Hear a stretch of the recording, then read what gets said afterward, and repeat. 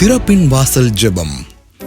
உலகமெங்கும் எழுப்புதல் அக்கினியை பரவச் செய்வதற்காக தெய்வாதி தேவனால் தெரிந்து கொள்ளப்பட்ட இயேசு விடுவிக்கிறார் ஊழியத்தின் மூலமாக 4 மாவடியில் 44 வருடங்களாக ஒவ்வொரு மாதமும் கடைசி சனிக்கிழமை தோறும் திறப்பின் வாசல் ஜெபம் நடைபெற்று வருகிறது.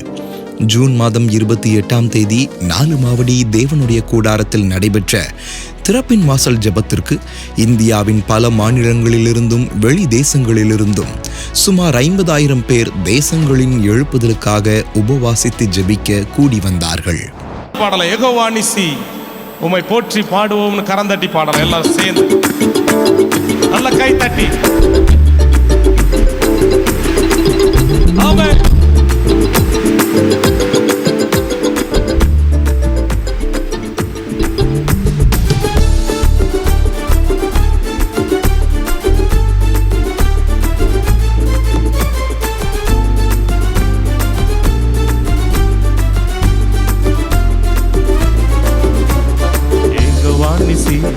யெகோவா நிசியை போற்றி பாடுவோம், எங்கள் கொடி வெற்றி கொடியே, அல்லேலூயா எங்கள் கொடி வெற்றி கொடியே.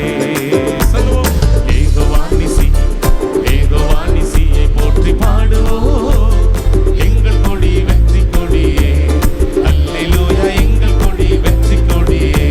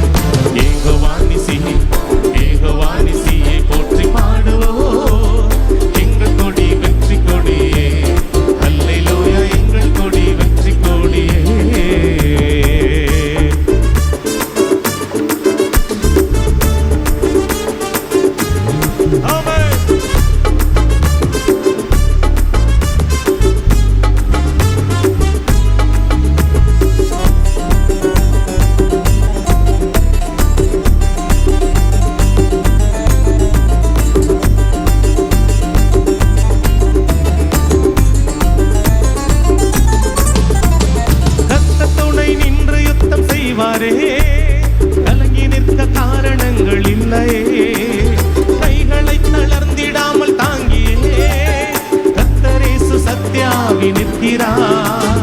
கர்த்தர் வல்ல யுத்த வீரரே, அல்லேலூயா கர்த்தர் வல்ல யுத்த வீரரே. சொல்லுவோம், கர்த்தர் வல்ல யுத்த வீரரே, அல்லேலூயா கர்த்தர் வல்ல யுத்த வீரரே. யெகோவா நிசியை போற்றி பாடுவோம், எங்கள் கொடி வெற்றி கொடியே, அல்லேலூயா எங்கள் கொடி வெற்றி கொடியே. நமக்கு இருக்கும் இந்த பலன் போதும், நம்மை அனுப்புகிறவர் பெரியவர், சர்வ வல்லமையுள்ள தேவன். கிதியோனை பார்த்து சொன்னார், நீ இருக்கிற இந்த பலத்தோடு போ, உன்னை அனுப்புகிறவர் நான் அல்லவான்னு சொன்னார். ஜெய கிறிஸ்து.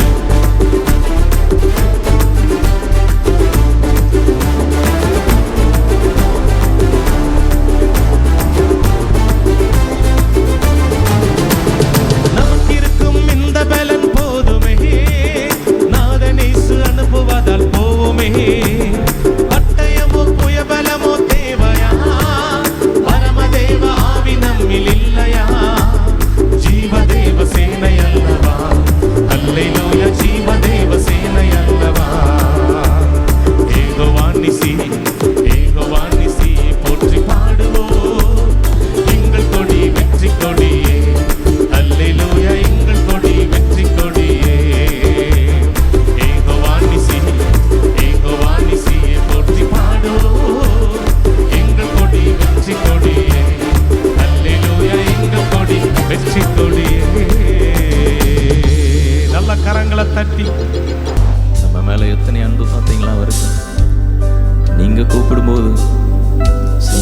பரலோகத்தில் விட்டு இறங்கி நம்ம மத்தியில் கடந்து வராரு. நம்ம மேலே எத்தனை அன்பு பார்த்தீங்களா? ஆமென். நம்முடைய சொந்த குமாரனை நமக்காக உலகத்திற்கு அனுப்பினார். அவரையே நமக்கு பரிகாரியாக கொடுத்தார் பிதாவானவர். கரங்களை இருதயத்தில் வைத்து, ஆண்டவரே, என் மேலே நீங்கள் வைத்த அன்பிற்காக நன்றி அப்பா. என் மேலே நீங்கள் வைத்த அன்பிற்காக நன்றி அப்பா. என் மேலே நீங்கள் வைத்த அன்பிற்காக நன்றி ஆண்டவரே. என் மேலே நீங்கள் வைத்த அன்பிற்காக நன்றி அப்பா. நீங்கள் எங்கள் மேலே வைத்த அன்பு அளவிட முடியாதது. அது ஆச்சரியமான அன்பு. ஆமென். அந்த அன்பிற்கு அளவே இல்லை. அல்லேலூயா. ஆமென். எங்களுக்காகத்தானே நீங்கள் பூலோகத்துக்கு வந்தீங்க. எங்களுக்காகத்தானே நீங்கள் சிலுவையை ஏற்றுக்கொண்டீங்க.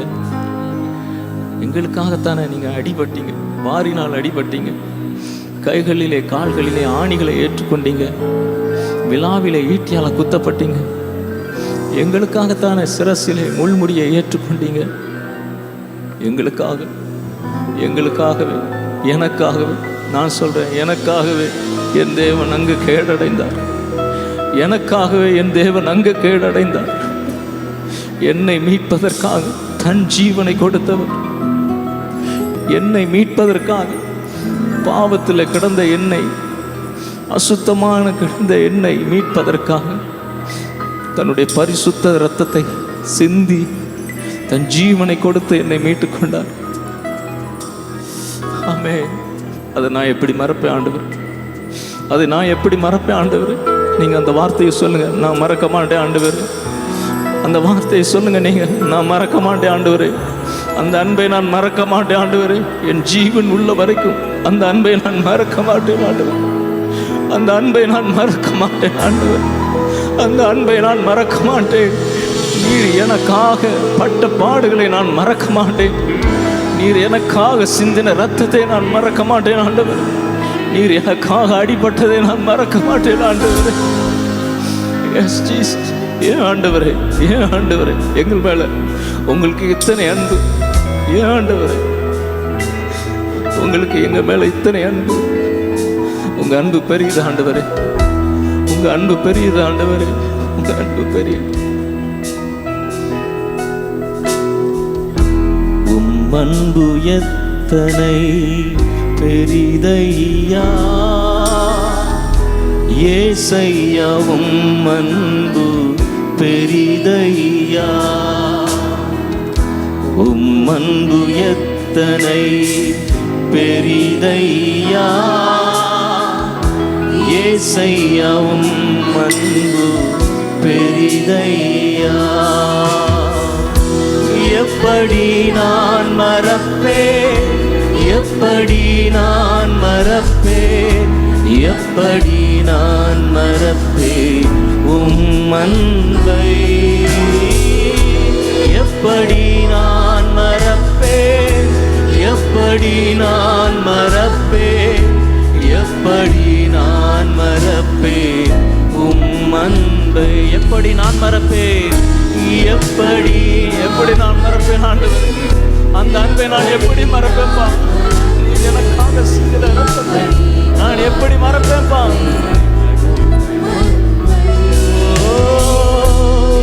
எப்படி நான் மறப்பேன், எப்படி நான் மறப்பேன், எப்படி நான் மறப்பேன் அன்பை.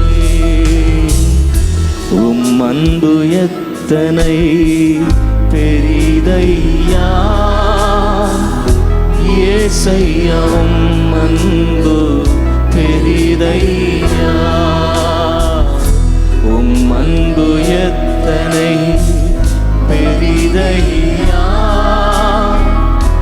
ஏசையா அன்பு பெரிதையா. பாவத்தின் பாரத்தால், பாவத்தின் பாரத்தால் சோர்ந்து நான் போகையில் பாசமாய் வந்தென்னை இரத்தத்தால் மீட்டி. பாவத்தின் பாரத்தால் சோர்ந்து நான் போகையில் பாசமாய் வந்தென்னை இரத்தத்தால் மீட்டி. எப்படி நான் மறப்பேன், எப்படி நான் மறப்பேன். ஆமென் ஆண்டவரே, அந்த அன்பை நான் மறக்க மாட்டேன். அதை எப்படி மறக்க முடியும்? எப்படி நான் மறப்பேன், எப்படி நான் மறப்பேன், எப்படி நான் மறப்பேன் உம் அன்பை.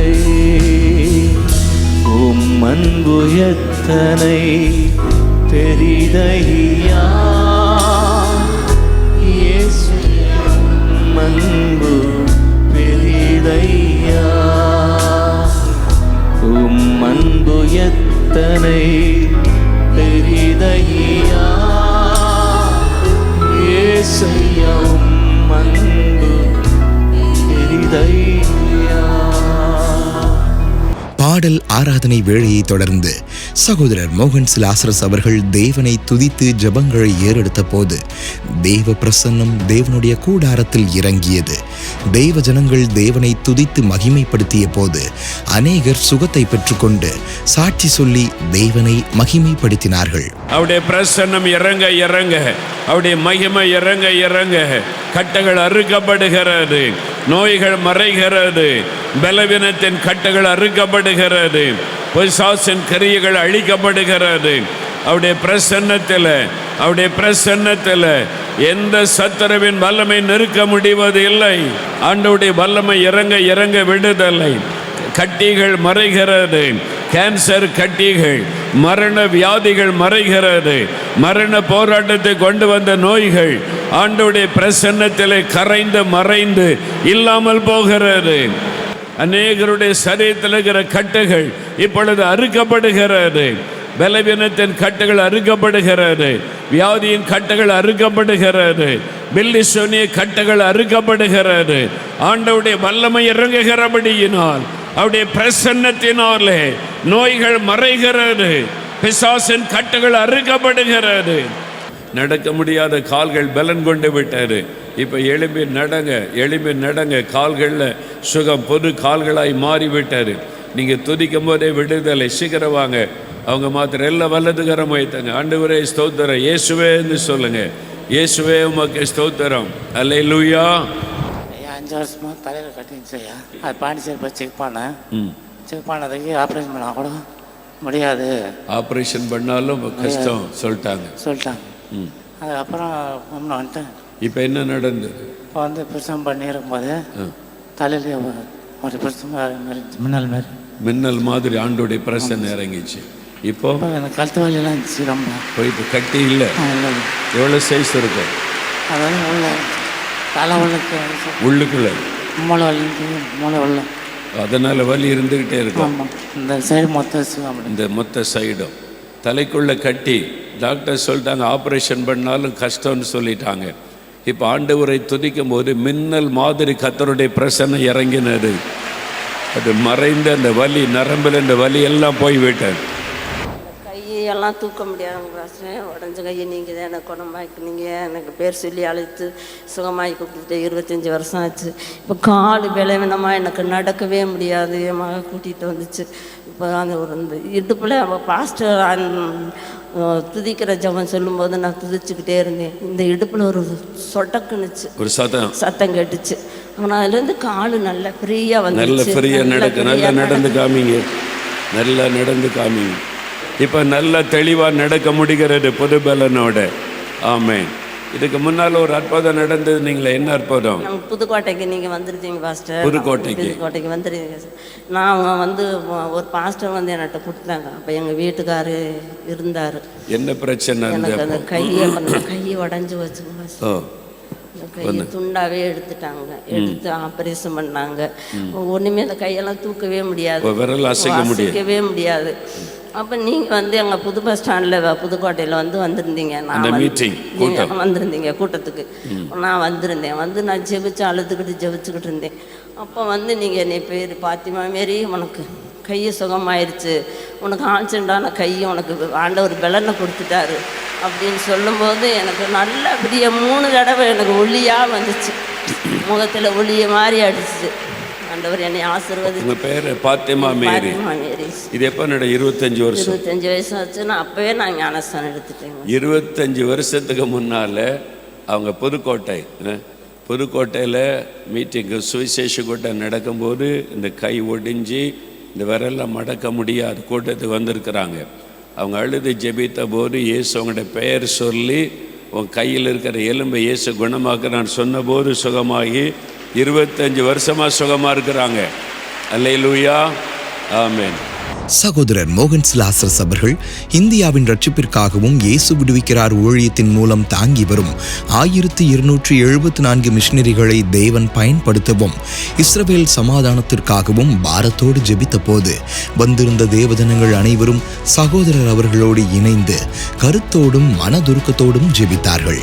சகோதரர் சாம் ஜெபராஜ் அவர்கள் தமிழ்நாட்டில் உள்ள ஈரோடு மாவட்டத்திற்காகவும் இந்தியாவில் உள்ள மத்திய பிரதேசம் மாநிலத்திற்காகவும் குவைத் இஸ்ரேல் தேசங்களின் எழுப்புதலுக்காகவும் ஜெபங்களை ஏறெடுத்தார்கள்.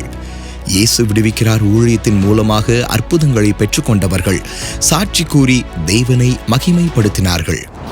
சிஸ்டர், உங்க பேர் என்ன சிஸ்டர்? செல்வி. நான் தூத்துக்குடியில இருந்து வரேன். தூத்துக்குடி. மார்ச் மாசத்துல இருந்து எனக்கு உடம்பு சரியில்லாம போயிட்டு. என்ன செஞ்சது?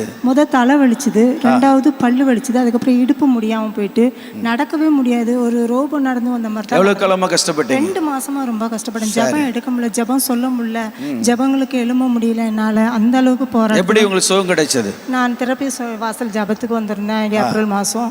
அப்பா அண்ணன் செய்தி கொடுத்துக்கிட்டு இருந்தாங்க. அந்த செய்தி எனக்கு ரொம்ப தொட்டுச்சு. தொடும்போது ஆண்டவர் மன்னிப்பு கேளுங்க, மன்னிப்பு ஜெபம் பண்ணுங்க அப்படிங்கும்போது நான் கண்ணீரோடு ஜெபம் பண்ணேன். ஆண்டவர் எனக்கு பெரிய விடுதலை கொடுத்தாங்க. அன்றைக்கே விடுதலை கிடைச்சிச்சு. அன்றைக்கு ஆமா, வெள்ளிக்கிழமையே வந்துட்டேன். வெள்ளிக்கிழமையே வந்து நான் உபவாசத்தோடு ஜெபம் பண்ணேன். அதுக்கப்புறம் சனிக்கிழமை தான் எனக்கு பெரிய விடுதலை. நல்ல கரங்களை தட்டி கர்த்தருக்கு மகிமை செலுத்தலாம். அம்மா, உங்க பேர் என்னம்மா? பால்தாய். ஆல்தா. எந்த ஊர்ல இருந்து வந்திருக்கிறீங்க? விகேபுரத்துல இருந்து. உங்களுக்கு என்ன பிரச்சனை? என்ன அற்புதம் நடந்தது? எனக்கு கேன்சர் கட்டி இருந்தது. கேன்சர் கட்டி? ஆமா, 5 வருஷம் இருந்தது. 5 வருஷம் ஆகுது. 5 வருஷமா? அது நான் ஆஸ்பத்திரி போனேன். 7 மாதம் போனேன். அதுக்கு பிறகு எனக்கு கேன்சர் கட்டின்னு சொல்லிட்டாங்க. சொன்ன உடனே எனக்கு கேட்கவே இல்லை. அதனால நான் வந்து சத்தியம் டிவி பார்ப்பேன் எப்போ. அதனால பார்த்தேன். அதனால ஜோம் பண்ணிக்கிட்டே இருந்தேன். எனக்கு வந்து இங்கே நான் இந்து பிள்ளை தான். எங்கள் வீட்டில் யாருமே வேதம் கிடையாது. சரி. அதனால் இந்தா இருந்தாலும் பரவாயில்ல, எங்கள் அப்பா சாமியோட என் மாமி மாலை போட்டு போவோம். நான் அதெல்லாம் தட்டிட்டு நான் கண்டிப்பாக அங்கே தான் போவேன். பண்ணீங்களா? இங்கே தான் வந்தேன். நான் முதல்ல இங்கே தான் வந்தேன். 2 வருஷம் ஆகுது, வந்துகிட்டே தான் இருக்கேன். அந்த எனக்கு இப்போ 4 மாதம் ஆகுது. அந்த கட்டி போய் இருந்த இடமே இல்லை. இருந்த இடமே இல்லை, தழும்பு கூட இல்லை. டாக்டர்கிட்ட போய் செக் பண்ணீங்களா? ஆமாம், டாக்டர்கிட்ட போய் பார்த்துட்டு வந்தோம். அவங்க என்ன சொன்னாங்க? அவங்க வந்து உனக்கு எப்படி போச்சுன்னே தெரியல. ஆமே. நல்ல கைகளை தட்டி கர்த்தருக்கு மகிமை செலுத்துங்க. 5 வருஷமா கேன்சர் வியாதி. டாக்டர்கள் சோதித்து பார்த்து அதை கன்ஃபார்ம் பண்ணிட்டாங்க. ஆண்டவர் அறியாத குடும்பத்தில் பிறந்த சகோதரி விசுவாசத்தோடு அவங்க இங்கே வந்தும் ஜெபம் பண்ணியிருக்கிறாங்க. ஜெபிக்கலாம் அவங்க நிகழ்ச்சியிலும் ஜெபம் பண்ணியிருக்கிறாங்க. இன்னைக்கு டாக்டர்களே ஆச்சரியப்படக்கூடிய அளவிற்கு பரிபூர்ண சுகத்தை கொடுத்து இன்னைக்கு சாட்சியாய் கர்த்தர் நிறுத்தியிருக்கிறார். கரங்களை தட்டி கர்த்தருக்கு மகிமை செலுத்துங்க. ஹல்லேலூயா. அம்மா பேர் என்ன? பேர் செல்வி. கன்னியாகுமரி மாவட்டத்தை சேர்ந்த காஞ்சாபுரம். சரி, உங்களுக்கு என்ன அற்புதம்? 30 வருஷமாயிட்டு ஒரு அலர்ஜி. 9 வருஷமா? 30 வருஷமா அலர்ஜி என்ன செய்யும்? ஃபேன் காற்று கொள்ள முடியாது, தணுத்த வெள்ளம் ஒன்றும் குடிக்க முடியாது, பச்சை தண்ணி ஒன்றும் குடிக்க முடியாது. காலையில் எழும்பினா பயங்கர தும்மலா இருக்கு. அப்படியே நிறைய மருந்து எடுத்தாங்க, ஒரு மருந்துலையும் சுகம் ஆகல. எப்படி சுகமாச்சு? இந்த மே மாசம் 8 நாளத்தை கூட்டத்தில் எழுப்புதல் பெருவிழாவில் வந்து எனக்காக ஜெபம் பண்ணல, இந்த அலர்ஜிக்கு வேண்டியும் ஜெபம் பண்ணல, தேசத்துக்காக ஜெபம் பண்ணேன். அதுல குறைஞ்சு. அது மட்டும் இல்லை, என்னுடைய கணவருக்கு வேற தேசத்துல குறைஞ்சுதான் நல்லா ஆயிட்டா? குறைஞ்சு கம்ப்ளீட்டா மாறிட்டு 30 வருஷமா இருந்த அலர்ஜி ஆண்டவர் குணமாக்கி இருக்கிறார். அல்லேலூயா. சொல்லுங்க.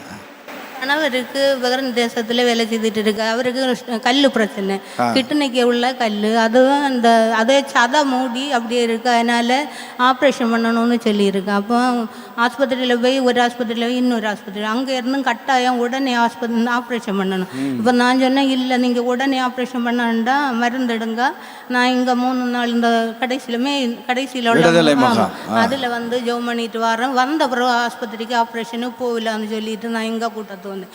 அப்போ இங்கே இருந்து ஜெபம் பண்ணும்போது ஃபோனை ஆனாக்கி அப்படியே வச்சு ஜெபத்தை நீங்களும் ப்ரேயர் பண்ணுங்க உங்களுக்கு குறையும்னு சொல்லி அப்படியே ஃபோனை வச்சுட்டு ஜெபம் பண்ணிகிட்டு இருப்பேன். பிறகு இங்கே இருந்தே சொன்னார் வலி குறை உண்டு கொள்ளான்னு. அப்போ அங்கே வீட்டுக்கு போன பிறகு 2வது நாள் சொல்லியிருந்து நல்லா குறைஞ்சி கல் தன்னே வெளியில் தானே. ஆமென் ஆமென். கரங்களை தட்டி கர்த்தருக்கு மகிமை செலுத்துங்க. என்னுடைய பேர் அனிஷ்குமார். அனிஷ்குமார். நான் கன்னியாகுமரி மாவட்டம் கருங்கல் பகுதியிலேருந்து வரேன். ஓகே. எங்களுக்கு திருமணமாகி 4.5 வருடமாக குழந்தை பாக்கியம் இல்லாமல் இருந்தோம். சரி. முதல் 2 வருடம் ட்ரீட்மெண்ட் எதுவும் எடுக்கல. அடுத்து 1 வருடம் மட்டும் ஒரு 3 ஹாஸ்பிட்டலில் செக் பண்ணோம். சரி. எங்களுக்கு எந்த ப்ராப்ளமும் இல்லைன்னு சொல்லுவாங்க. ஆனால் அந்த ட்ரீட்மெண்ட்ஸ்க்கு மட்டுமே ஒரு நியர்பை 2 lakhs செலவு பண்ணோம். அப்புறம் 4வது வருடம் என்னோடய அப்பா வந்து ஒரு விசுவாசி. அவர் இங்கே திறப்பின் வாசல் ஜெபத்துக்கெல்லாம் வருவாங்க. அப்போது அவருடைய கட்டாயத்தின் பேரில் தான் நான் கடந்து வந்தேன். ஏன்னா அன்றைக்கி வந்து எனக்கு வருடத்தின் கடைசி சனிக்கிழமை திறப்பின் வாசல் ஜெபம். அது மட்டுமல்ல அன்றைக்கி வருடத்தின் கடைசி நாளுக்கான ஜெபம் அன்றைக்கி நடந்துச்சு. எனக்கு சரியான ஃபீவர். நான் தான் ட்ரைவ் பண்ணி வரணும். அப்படி இருந்ததால அப்பா கட்டாயத்தின் பேரில் அழைத்து வந்தாங்க. அன்றைக்கி பாஸ்டர் தலையில் கை வச்சு ப்ரேயர் பண்ணி அனுப்பி வச்சாங்க. அந்த மாதம் தானே கன்சீவ் ஆனாங்க. இப்போது பெண் குழந்தை ஆண்டவர் கொடுத்திருக்கிறார். நல்ல கரங்களை தட்டி ஆமென்.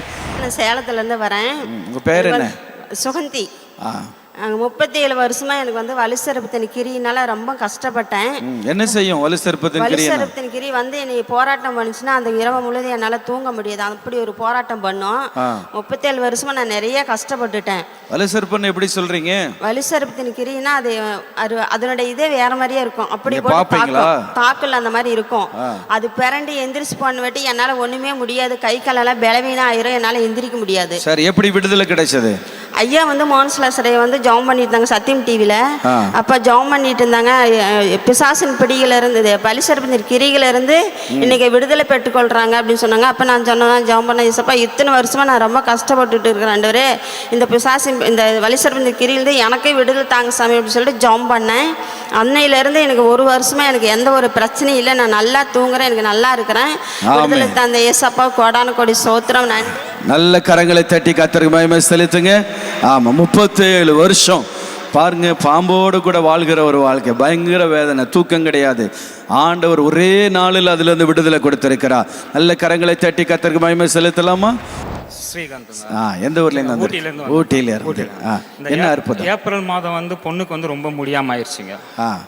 ரொம்ப முடியாமல் ஆகி அப்புறம் அங்கேருந்து வந்து என்ன செஞ்சது? இவங்களுக்கு வந்து மூளைக்காய்ச்சல்னு சொல்லி அனுப்பிட்டாங்க. அப்போ அங்கே வந்து ஊட்டியில் வந்து முடியாதுன்னு சொல்லி இங்கே கோயம்புத்தூருக்கு அனுப்பிட்டாங்க. ராமகிருஷ்ணாவில் தான் அட்மிட் பண்ணோம். அங்கே வந்து வைரஸ் இன்ஃபெக்ஷன் ஆகிருக்கு. எல்லா பாதிப்புமே எல்லா உறுப்புமே வந்து பாதிக்கப்பட்டிருக்கு. கிட்னி, லிவரு, ஹார்ட்டு, ஸ்கின்னு, மூளை எல்லாமே பாதிக்கப்பட்டிருக்கு. ஒரு 80% ஒன்றும் பண்ண முடியாது. 20% தான் வந்து காப்பாற்ற முடியும்னு சொல்லிட்டாங்க. அப்போ நான் வந்து இங்கே வந்து கூட ஃபோன் பண்ணி நான் இன்ஃபார்ம் பண்ணேன் இந்த மாதிரி இருக்குன்னு. அப்போ அவங்க வந்து பாரத்தோட ஜெபிச்சு வந்து சொன்னாங்க, நீங்கள் ஒன்றும் பயப்பட வேணாம், கர்த்தர் வந்து பார்த்துக்கொள்வார் அப்படின்னு வந்து அவங்க வந்து சொன்னாங்க. அதுக்கு பின்னால் மறாத நாள் வந்து இப்போ நம்ம வந்து வீட்டில் வந்து ஒரு 6 குடும்பம் சேர்ந்து வந்து ஒரு குடும்ப எழுப்புதல் ஜெபங்க வந்து நாங்கள் பண்ணிட்டு இருக்கோம். அதில் வந்து ஒரு கிரியை வந்து நம்மளுக்கு வந்து சொன்னது வந்து அந்த பிள்ளைய வந்து உயிரோட நாங்கள் வந்து விட மாட்டேன் அப்படின்னு வந்து சொன்னது. அதுக்கு பின்னாலேயும் நாங்கள் வந்து ஜெபங்கள் எடுத்தோம். அதுக்கு பின்னால் இங்கேயும் நாங்கள் ஃபோன் பண்ணி இந்த மாதிரியெல்லாம் இருக்குன்னு சொன்னோம். அப்புறம் ஹாஸ்பிட்டல் வந்து சொல்லிட்டாங்க 6 லட்சத்துலேருந்து 8 லட்சம் வரைக்கும் இருக்கணும். ஆனால் எங்ககிட்ட இருந்தது வந்து வெறும் 1120 ரூபா மட்டும்தான் கையில் இருந்தது. என்ன பண்ணுறது ஏது பண்ணுறது எங்களுக்கு தெரியல. அதுக்கப்புறம் நாங்கள் இங்கே வந்து ஃபோன் பண்ணி நாங்கள் இன்ஃபார்ம் பண்ணோம். அப்போ அவங்க வந்து மறுபடியும் பாரத்தோடு ஜெபிச்சு அவங்க வந்து சொன்னது, கர்த்தர் உங்களோட இருந்து எல்லா தேவைகளையும் சந்தித்து உங்களை வந்து நல்லபடி பார்த்துக்கொள்வார்னு சொன்னாங்க. ஆனால் எங்கள் கூடவே இருந்து எங்களை வந்து ஏறெடுத்து இன்னைக்கு பொண்ணு கொண்டு வந்து இங்கே சாட்சியை வந்து நிறுத்திருக்காங்க. ஆண்டவரால் முடியாத காரியம் ஒன்றுமே இல்லை. எந்த கட்டுகளையும் உடைக்க, எப்படிப்பட்ட சூழ்நிலையை மாற்ற ஆண்டவர் வல்லமையுள்ளவராய் இருக்கிறார். ஆமென். சொல்லுங்க, ஒரே வார்த்தை. ஜூன் 7 வந்துட்டு நான் டேப்லெட்ஸ் எல்லாம் போட்டு தான் இருந்தேன் அது வரைக்கும். அப்போது June 7 சாட்டர்டே வந்து ஜெபிக்கலாம் அங்கே பார்த்துட்டு இருந்தேன். அப்போ பார்த்துட்டு இருக்கும்போது இது ஆஸ்லி அக்கா அவங்க தான் ப்ரேயர் பண்ணிகிட்டு இருந்தாங்க. அப்போது நான் என்னை ஒப்பு கொடுத்து தான் ஜெபம் பண்ணேன். அப்போ எனக்கு இருக்கிற பிளட் கிளாட் பிரச்சனை, பிரெயின், என்னோட நரம்பு பிரச்சனை எல்லாத்தையுமே அவங்களே சொல்லி ப்ரேயர் பண்ணாங்க. அப்போ இங்கே ஒரு இடுப்பு பக்கத்தில் ஒரு குளிர்ச்சி வந்த மாதிரி இருந்துச்சு. ஆனால் நான் விடுதலை கிடச்சது எனக்கு தெரியல. அப்போ அடுத்த நாள் திரும்ப மோகன் அங்கிள் மெசேஜில் வந்துட்டு இது சிலருக்கு சிலருக்கு விடுதலை கிடைச்சது தெரியாது, சிலருக்கு இப்படியெல்லாம் கிடைக்கும், சிலருக்கு தெரியாதுன்னு சொன்னப்போ அந்த ராத்திரிலேருந்து டேப்லெட் விட்டேன். அதுலேருந்து இன்னி வரைக்கும் டேப்லெட் எடுக்கிறதுல பூரண சுகத்தை கொடுத்தேன். ஆமென். ஹல்லேலூயா, ஹல்லேலூயா. பேர் என்ன சிஸ்டர்? சிந்து ஷாமிலி. என் திருமணமாகி 3 வருஷம் ஆச்சு. குழந்தை பாக்கியம் இல்லை. ஹாஸ்பிட்டல்லையும் ஒருக்கா போய் செக் பண்ணோம். அப்போ தைராய்டு ப்ராப்ளம் இருக்குது அப்படி சொன்னாங்க. சொல்லிவிட்டோம். அவங்க வந்து என்ன சொன்னாங்க, ஃபாலிகுலர் ஸ்டடி IOE அப்படிலாம் எடுங்கன்னு சொன்னாங்க. நாங்கள் வந்து என்ன சொன்னோம், என் கணவர் வந்து ரொம்ப விசுவாசி. அப்போ நீ 4 மணிக்கு கோயிலுக்கு நம்ம ப்ரேயர் பண்ணுவோம் அப்படி சொன்னார். அப்போ நாங்கள் ஆகஸ்ட் மாதம் திரப்பிய மாதம் உபவாச ஜபத்தில் மோகனங்கள் சொன்னாங்க, தைராய்டு பிரச்சனை உள்ளவங்க எல்லாரும் கை வச்சு ப்ரேயர் பண்ணுங்க அப்படி சொன்னாங்க. அப்போ நான் 2022 ஆகஸ்ட் மாதம் திரப்பிய வாசல் உபவாச ஜபத்துக்கு வந்திருந்தேன். வந்து ப்ரேயர் பண்ணியிருந்தேன். நான் அடுத்த மாதமே கன்சீவாக இருந்தேன். எனக்கு ஒரு பெண் குழந்தைய தந்தார். அடுத்தது இந்த வருஷத்துலேயும் 2025 ஒரு பெண் குழந்தைய தந்து கடவுள் நல்லபடியாக எங்களை ஆசீர்வதித்தார். இரட்டிப்பான நன்மைகளை கர்த்தர் கொடுத்திருக்கிறார். ஹல்லேலூயா. என்னுடைய பேர் ராஜன். ராஜன், எந்த ஊர்லேருந்து வந்திருக்கிறேன்? தக்கலை பகுதியில். என்ன அற்புதம். போன ஞாயிற்றுக்கிழமை என்னோட மனைவிக்கு ஒரு நெஞ்சு வலி வந்தது. இப்போ ஆஸ்பத்திரியில் டெஸ்ட் எடுக்க போனோம். ECG எடுங்க, எக்கோ எடுங்கன்னு சொன்னாங்க. அப்போ எடுத்து போகும்போது அட்டாக்கு, பெரிய அட்டாக்குன்னு சொன்னாங்க. அப்போ நான் இங்கே 4 மணி ஃபோன் பண்ணி சொன்னேன், இப்படி ஆஸ்பத்திரி போகிறோம், நான் என் ஒய்ஃபுக்கு அட்டாக்குன்னு சொல்லுவாங்க, நீங்கள் ப்ரேயர் பண்ணுங்கன்னு. ஒரு பெதஸ்தா ஆஸ்பத்திரிக்கு போயிருந்தோம். அவங்க சொன்னாங்க, நாளை காலையில் ஆஞ்சியோ பண்ணி பார்க்கணும், எத்தனை பிளாக் இருக்குன்னு பார்ப்போம், பார்த்துட்டு இங்கே முடியலைங்கி மதுரை போகணுன்னு சொன்னாங்க. நான் இப்போ மீண்டும் ஜோம் பண்ணிகிட்டே இருந்தேன். அது உண்டு, ஆண்டவரே என்னுடைய மனைவிக்கு ஒன்றும் இல்லாமடி இருக்கணும், நான் குடும்பத்தோடு வந்து 4 மாடியில் சாட்சி சொல்லுவேன்னு. மறுநாள் காலத்தை எழும்பி இங்கே ப்ரேயருக்கு ஃபோன் பண்ணேன். அப்போ சொல்லும்போது சிஸ்டர் சொன்னாங்க, உங்களுக்கு குணம் ஆகிட்டு எதுவுமே இருக்காது, நீங்கள் பாருங்கன்னு. அப்போது கொஞ்ச நேரம் கழித்து ஒரு சிஸ்டர் வந்து சொன்னாங்க, அங்கே ஆஸ்பத்திரிலேருந்து பாசிட்டிவாக இருந்தது, எல்லாம் நெகட்டிவாக இருந்தது, எல்லாமே ஆஞ்சி ஒன்றுமே பண்ணாண்டா நல்லா இருந்தேன். கொஞ்சம் நேரம் பிரச்சனை இல்லை.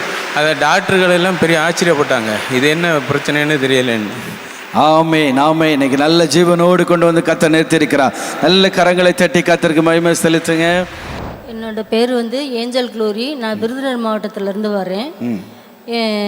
என் பொண்ணுக்கு வந்து 2023 வந்து கல்யாணம் முடிஞ்சு. நல்ல ஊழியக்கார மாப்பிள்ள தான், நல்ல ஒரு குணம், எங்களுக்கு நல்ல ஒரு மறுமணம் கொடுத்தாரு. அதே போல் என் பையனுக்கு வந்து BCA முடித்தான். BCA முடிக்கவுமே அடுத்து வந்து அவனால் ரெகுலரில் படிக்க முடியல, கஷ்டம், இப்போ கொஞ்சம் பண கஷ்டம். அப்போ தான் அக்கா கல்யாணம் முடிச்சு கொடுத்துரு, ரெகுலரில் போட முடியாமல் கரஸில் போட்டோம்.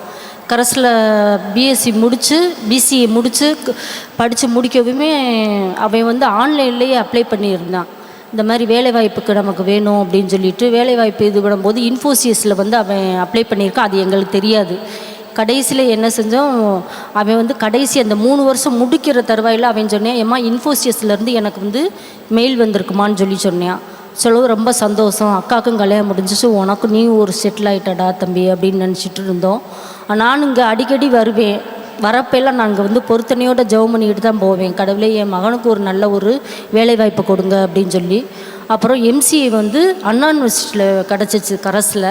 இது வந்து அமெரிக்கன் காலேஜில் BCA, 2வது வந்து கரஸில் பண்ணதால MCA சுருக்கமாக சொல்லுங்கள் கிடைக்கவுமே.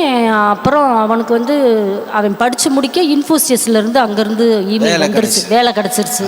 வேலை கிடச்சி ஆர்டர் வந்துருச்சு. ஆர்டர் வரவே அது இப்போ தான் முடிஞ்சு, போன வாரம் தான் ஜாயின் பண்ணேன். ஜாயின் பண்ணி முடிக்கும், இப்போ வேலையில் ஜாயின் பண்ணி வேலை பார்த்துட்டு. கரங்களை தட்டி கர்த்தருக்கு மகிமை செலுத்துங்க. ஐயா பேர் என்ன? ஆறுமுகம். சொல்லுங்க, எந்த ஊர்லேருந்து வந்திருக்கு? தருமபுரிங்க. சொல்லுங்க, என்ன அற்புதம் நடந்தது? எனக்கு வந்து 2005 வீசிங் இருந்ததுங்க. வீசிங் இருந்ததுங்க. அப்புறமா சரி, நான் ஒரு சகோதரர் எனக்கு சுவிசேஷம் அறிவித்தாங்க. அதிலிருந்து சர்ச்சைக்கு போயிட்டு இருக்குங்க. அந்த வீசிங் வந்து கொஞ்சம் கூட குறைஞ்சதே இல்லைங்க. பணம் லட்சமும் 1000மும் எவ்வளவோ செலவாயிடுச்சு. சரி, அது இருந்தாலும் இருக்கட்டும்னு நான் சர்ச்சைக்கு தான் போயிட்டே இருந்தேங்க. அதை எங்கள் அப்பா, எந்த கோயிலுக்கு போனாலும் இவர் வந்து உருப்படுற மாதிரி தெரியல, இவர் இறந்து தான். எப்படி உங்களுக்கு சுகம் கிடைச்சது? சுகம் கிடைச்சதுங்க வந்து போன மாதம், அது இத்தனை நாளைக்கு பிறகு போன மாதம் திருப்பின் வாசல் ஜெபத்தில் எனக்கு பேர் சொல்லி ஆண்டவர் அழைத்தார். சுகம் தருவே சகலத்தையும் புதிதாக்குவேன். 20 வருஷமாக கஷ்டப்பட்டீங்க, போன மாதத்துலேருந்து நல்ல விடுதலை, இப்போ எந்த பிரச்சனை இல்லை, அதுக்கு மருந்தெல்லாம் எடுக்கிறது இல்லை. ஆண்டவர் நல்ல சுகம். ஆறுமுக ஐயாவுக்கு ஆண்டவர் சுகம் கொடுத்திருக்கிறார். அல்லேலூயா. திறப்பின் வாசல் ஜெபத்திற்கு கடிதம் மற்றும் தொலைபேசி மூலம் எழுதி ஜெபிக்க கேட்டுக்கொண்டவர்களுக்காக சகோதரி செல்லாராணி அப்பாத்துரை அவர்களும், வந்திருந்த மக்கள் எழுதிய ஜெப குறிப்புகளுக்காக சகோதரி ஆஷ்லி எபனேசர் அவர்களும் சிறப்பு ஜெபத்தை ஏறெடுத்தார்கள். தேவனுடைய கூடாரம் மோசே அரங்கத்தில் சிறுவர்களுக்கான சிறப்பு கூட்டம் நடத்தப்பட்டது. கலந்து கொண்ட அனைத்து சிறுவர்களும் ஆவிக்குரிய புது பலனை பெற்றுக்கொண்டார்கள்.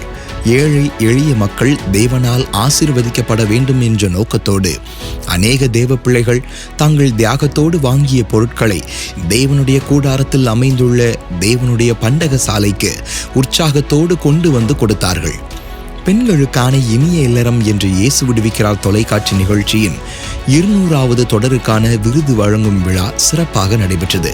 இந்நிகழ்ச்சியில் ஜோதி அக்கா தொடர் நாடகத்தின் சின்னத்திரை கலைஞர்கள் மற்றும் ஊழியர்கள் இந்நிகழ்ச்சிக்காக தங்கள் வீடுகளை கொடுத்து உதவிய அனைவருக்கும் சிறப்பு விருதுகள் வழங்கப்பட்டது. தூத்துக்குடி நாசரேத் திருமண்டலத்தின் எழுப்புதலுக்காக சகோதரர் மோகன் சிலாஸ்ரஸ் அவர்கள் சிறப்பு ஜெபம் ஏறெடுத்தார்கள். இயேசு விடுவிக்கிறார் ஊழியத்தின் மூலம் தயாரிக்கப்பட்ட ஆதியும் அந்தமுமானவரே என்ற புதிய வீடியோ பாடல் ஜெபத்துடன் வெளியிடப்பட்டது. இறுதியாக சகோதரர் மோகன் சிலாஸ்ரஸ் அவர்கள் சகலத்தையும் புதிதாக்கும் தேவன் என்ற தலைப்பில் கர்த்தருடைய வார்த்தையை பகிர்ந்து கொண்டார்கள். இந்த நாளுக்கு தேவன் கொடுத்திருக்கிற வசனம் வெளிப்படுத்தின விசேஷம் 21ஆம் அதிகாரம் 5வது வசனத்தை வாசிக்க கேட்போம். சிங்காசனத்தின் மேல் வீற்றிருந்தவர், இதோ நான் சகலத்தையும் புதிதாக்குகிறேன் என்றார்.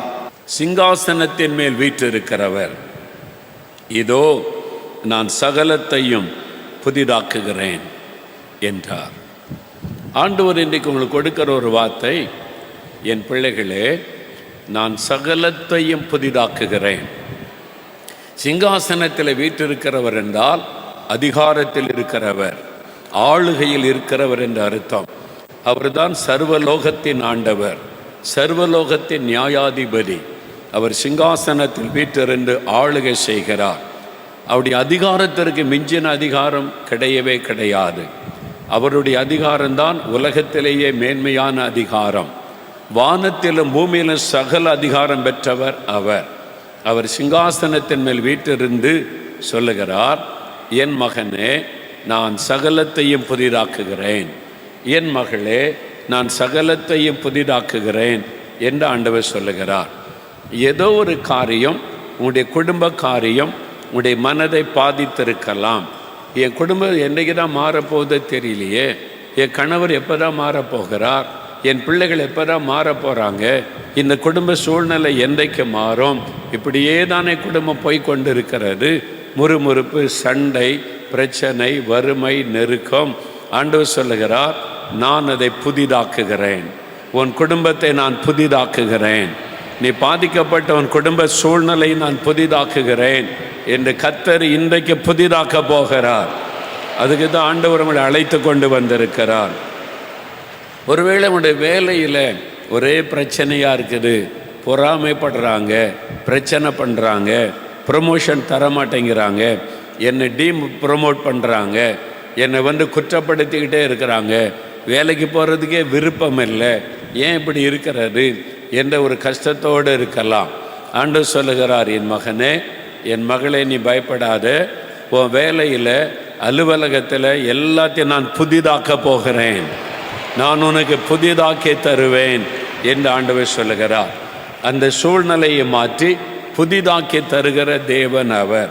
புதிதாக்குவேன் என்று ஆண்டவர் சொல்லுகிறார். ஒரு சகோதரி சொன்னாங்க, வேலைக்கு போகிறதுக்கே எனக்கு விருப்பம் இல்லை பிரதர்னாங்க. ஏன் அப்படி சொல்கிறீங்க அப்படின்னு கேட்டால், அந்த வேலையில் பிரச்சனை பண்ணுறாங்க, என்னை டார்கெட் பண்ணி எனக்கு பிரச்சனை உண்டாக்கி என்னை குற்றப்படுத்திக்கிட்டே இருக்கிறாங்க. யார் குற்றப்படுத்துகிறாங்க? எனக்கு மேலதிகாரி, லீடராக இருக்கிறாங்கல்ல, மேலே இருந்து சூப்பர்வைஸ் பண்ணுறாங்கல்ல, வேணுக்குன்னு என்னை குற்றப்படுத்துகிறாங்க. கடினமாக வேலை வாங்குவாங்க, சாயங்காலம் வேலை முடிஞ்ச பிறகு கூட விட மாட்டாங்க, இதெல்லாம் முடிச்சுட்டு தான் போகணுன்னு கட்டாயப்படுத்தி என்னை வேண்டுக்குமென்று என்னை மாத்திரம் டார்கெட் பண்ணி பிரச்சனை பண்ணுகிறார். அங்கே போய் வேலை செய்யவே எனக்கு விருப்பம் இல்லை.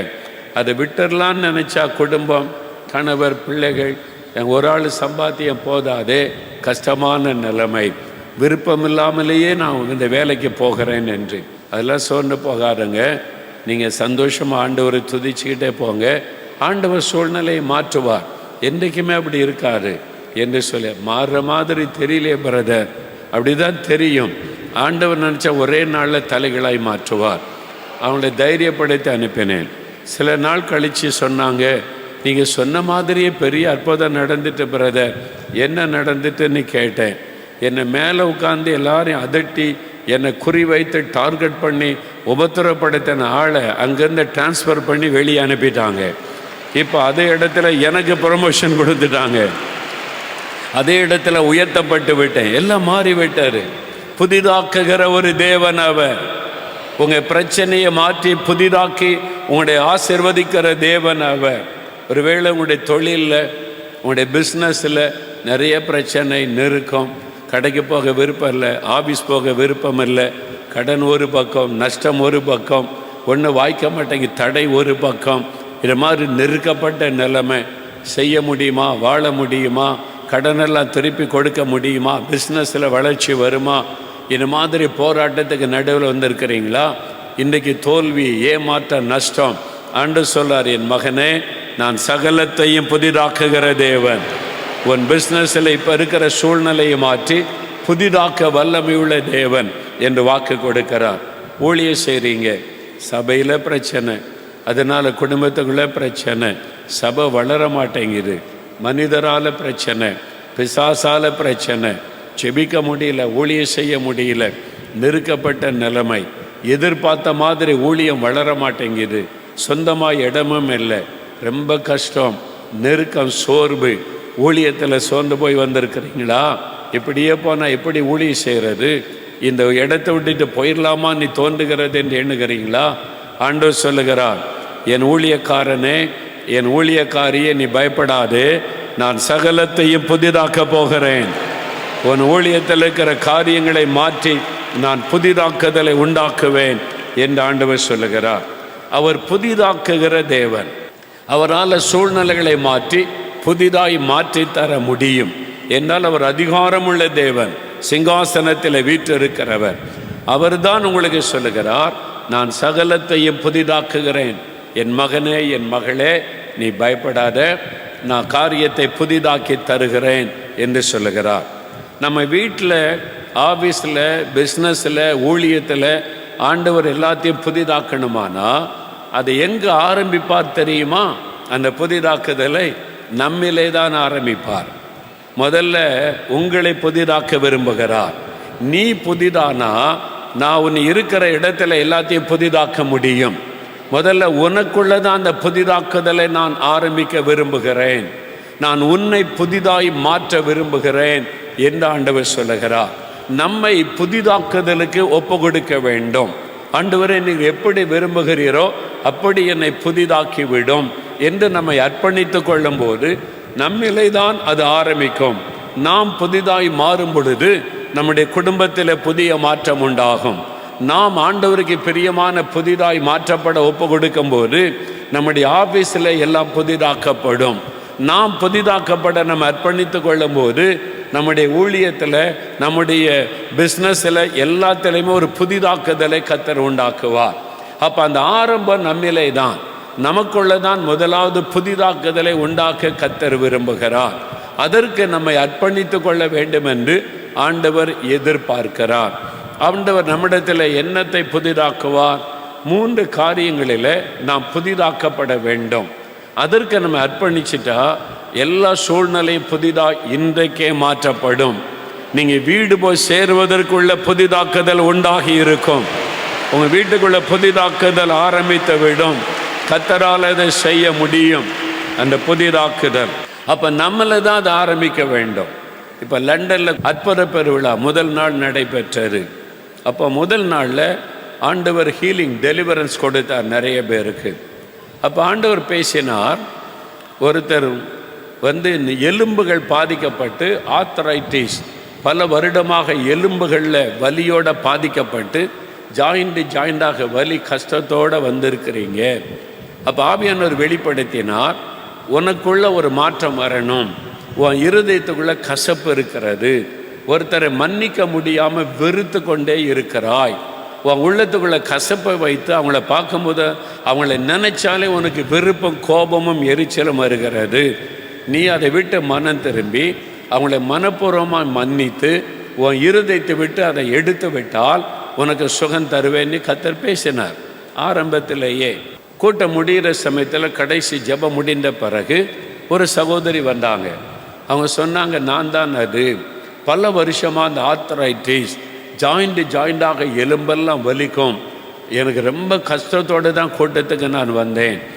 ஆரம்பத்தில் கர்த்தர் பேசினார், உனக்குள்ள ஒரு கசப்பு இருக்குது. நீ மேடையில் எல்லாருக்கும் மத்தியில் சொன்னாங்க, என் கணவர் மேலே எனக்கு கசப்பு, அவர் என்னை விட்டுட்டு போயிட்டார், இப்போ கூட இல்லை, விட்டுட்டு வேறு பெண்ணோட வாழ போயிட்டார், அதனால் அவர் மேலே எனக்கு ஒரு கசப்பு. சில வருடமாக அவர் நினைச்சாலே கோபமாக வரும், அவரை நினைச்சாலே எரிச்சலாக வரும், உள்ளம் அப்படியே கொதிக்கும், அவர் மேலே ஒரு எரிச்சல், கோபம், அந்த மாதிரி அவர் மேலே வருத்தம். ஆவியான ஒரு பேசின உடனே, ஆண்டவரே நான் மனப்பூர்வமாக அவரை மன்னிச்சிடுறேன், என் உள்ளத்தை விட்டு அவரை எடுத்து போட்டுடுறேன், இனி அவரை குறித்த வருத்தமோ கசப்போ எனக்கு வேண்டாம், நான் மனப்பூர்வமாக மன்னிக்கிறேன்னு ஒப்பு கொடுத்தேன்.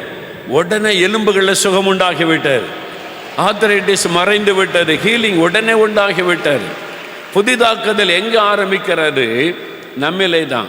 நாம் புதிதாக மாற்றப்படும் போது நம்மை சுற்றிலும் எல்லாம் புதிதாக்கப்படும் என்று ஆண்டவர் சொல்லுகிறார். அப்போ உங்களை புதிதாக்குவதற்கு ஒப்பு கொடுக்கணும். 3 காரியத்தில் ஆண்டவர் புதிதாக்க விரும்புகிறார்.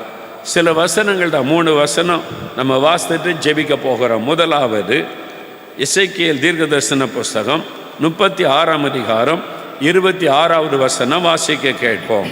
உங்களுக்கு நவமான இருதயத்தை கொடுத்து உங்கள் உள்ளத்திலே புதிதான ஆவியை கட்டளையிட்டு கல்லான இருதயத்தை உங்கள் மாம்சத்திலிருந்து எடுத்து போட்டு சதையான இருதயத்தை உங்களுக்கு கொடுப்பேன். ஆண்டவர் சொல்றாரு, உங்களுக்கு நவமான இருதயத்தை கொடுப்பேன், அப்படின்னா புதிய இருதயத்தை உங்களுக்கு தருவேன்.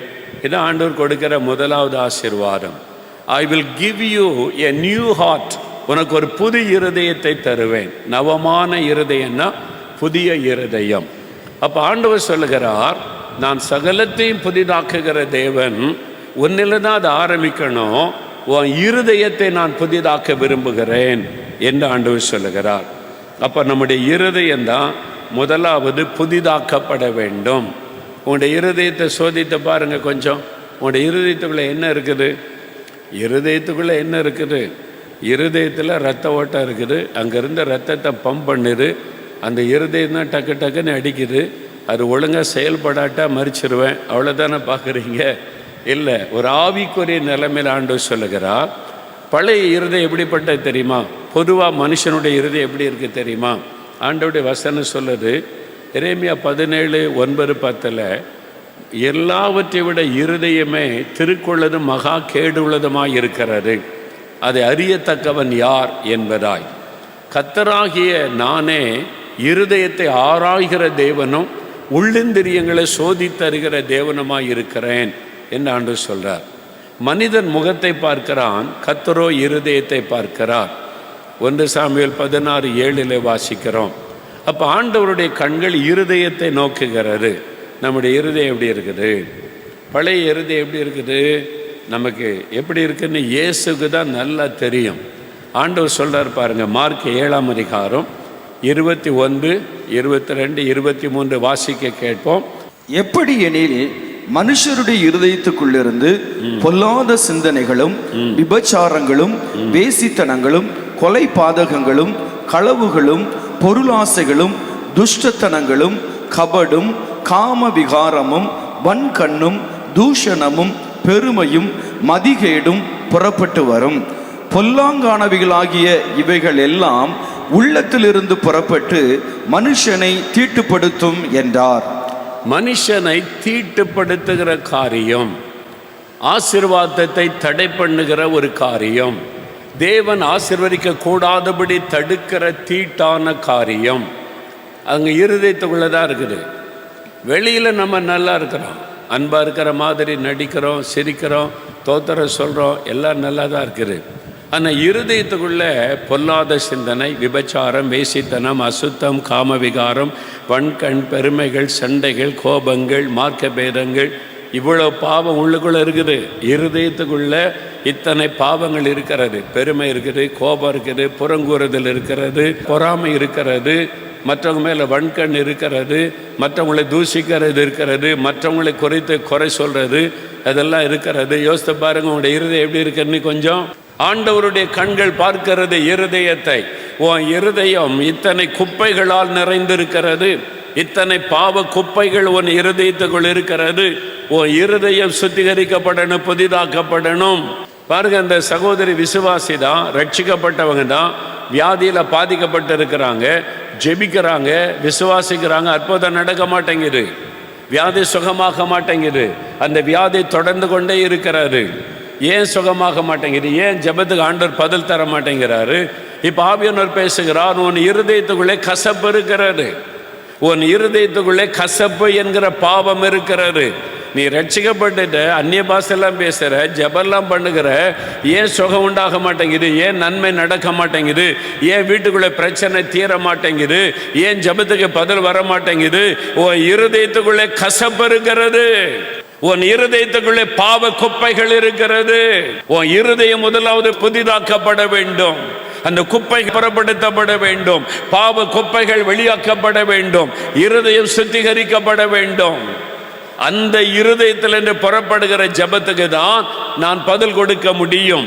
இருதயத்துக்குள்ள இவ்வளவு குப்பைகளை வைத்துக்கொண்டு நான் விசுவாசத்தோடு ஜெபிக்கிற ஆண்டவரே அப்படின்னு அந்நிய பாஷை பேசிட்டு அற்புதம் நடக்குமா? நடக்காது. அதனால்தான் ஜெபித்தால் அற்புதம் நடக்க மாட்டேங்குது. உன் இருதயத்துக்குள்ளே பாவ குப்பைகளை வைத்திருக்கிறாய்.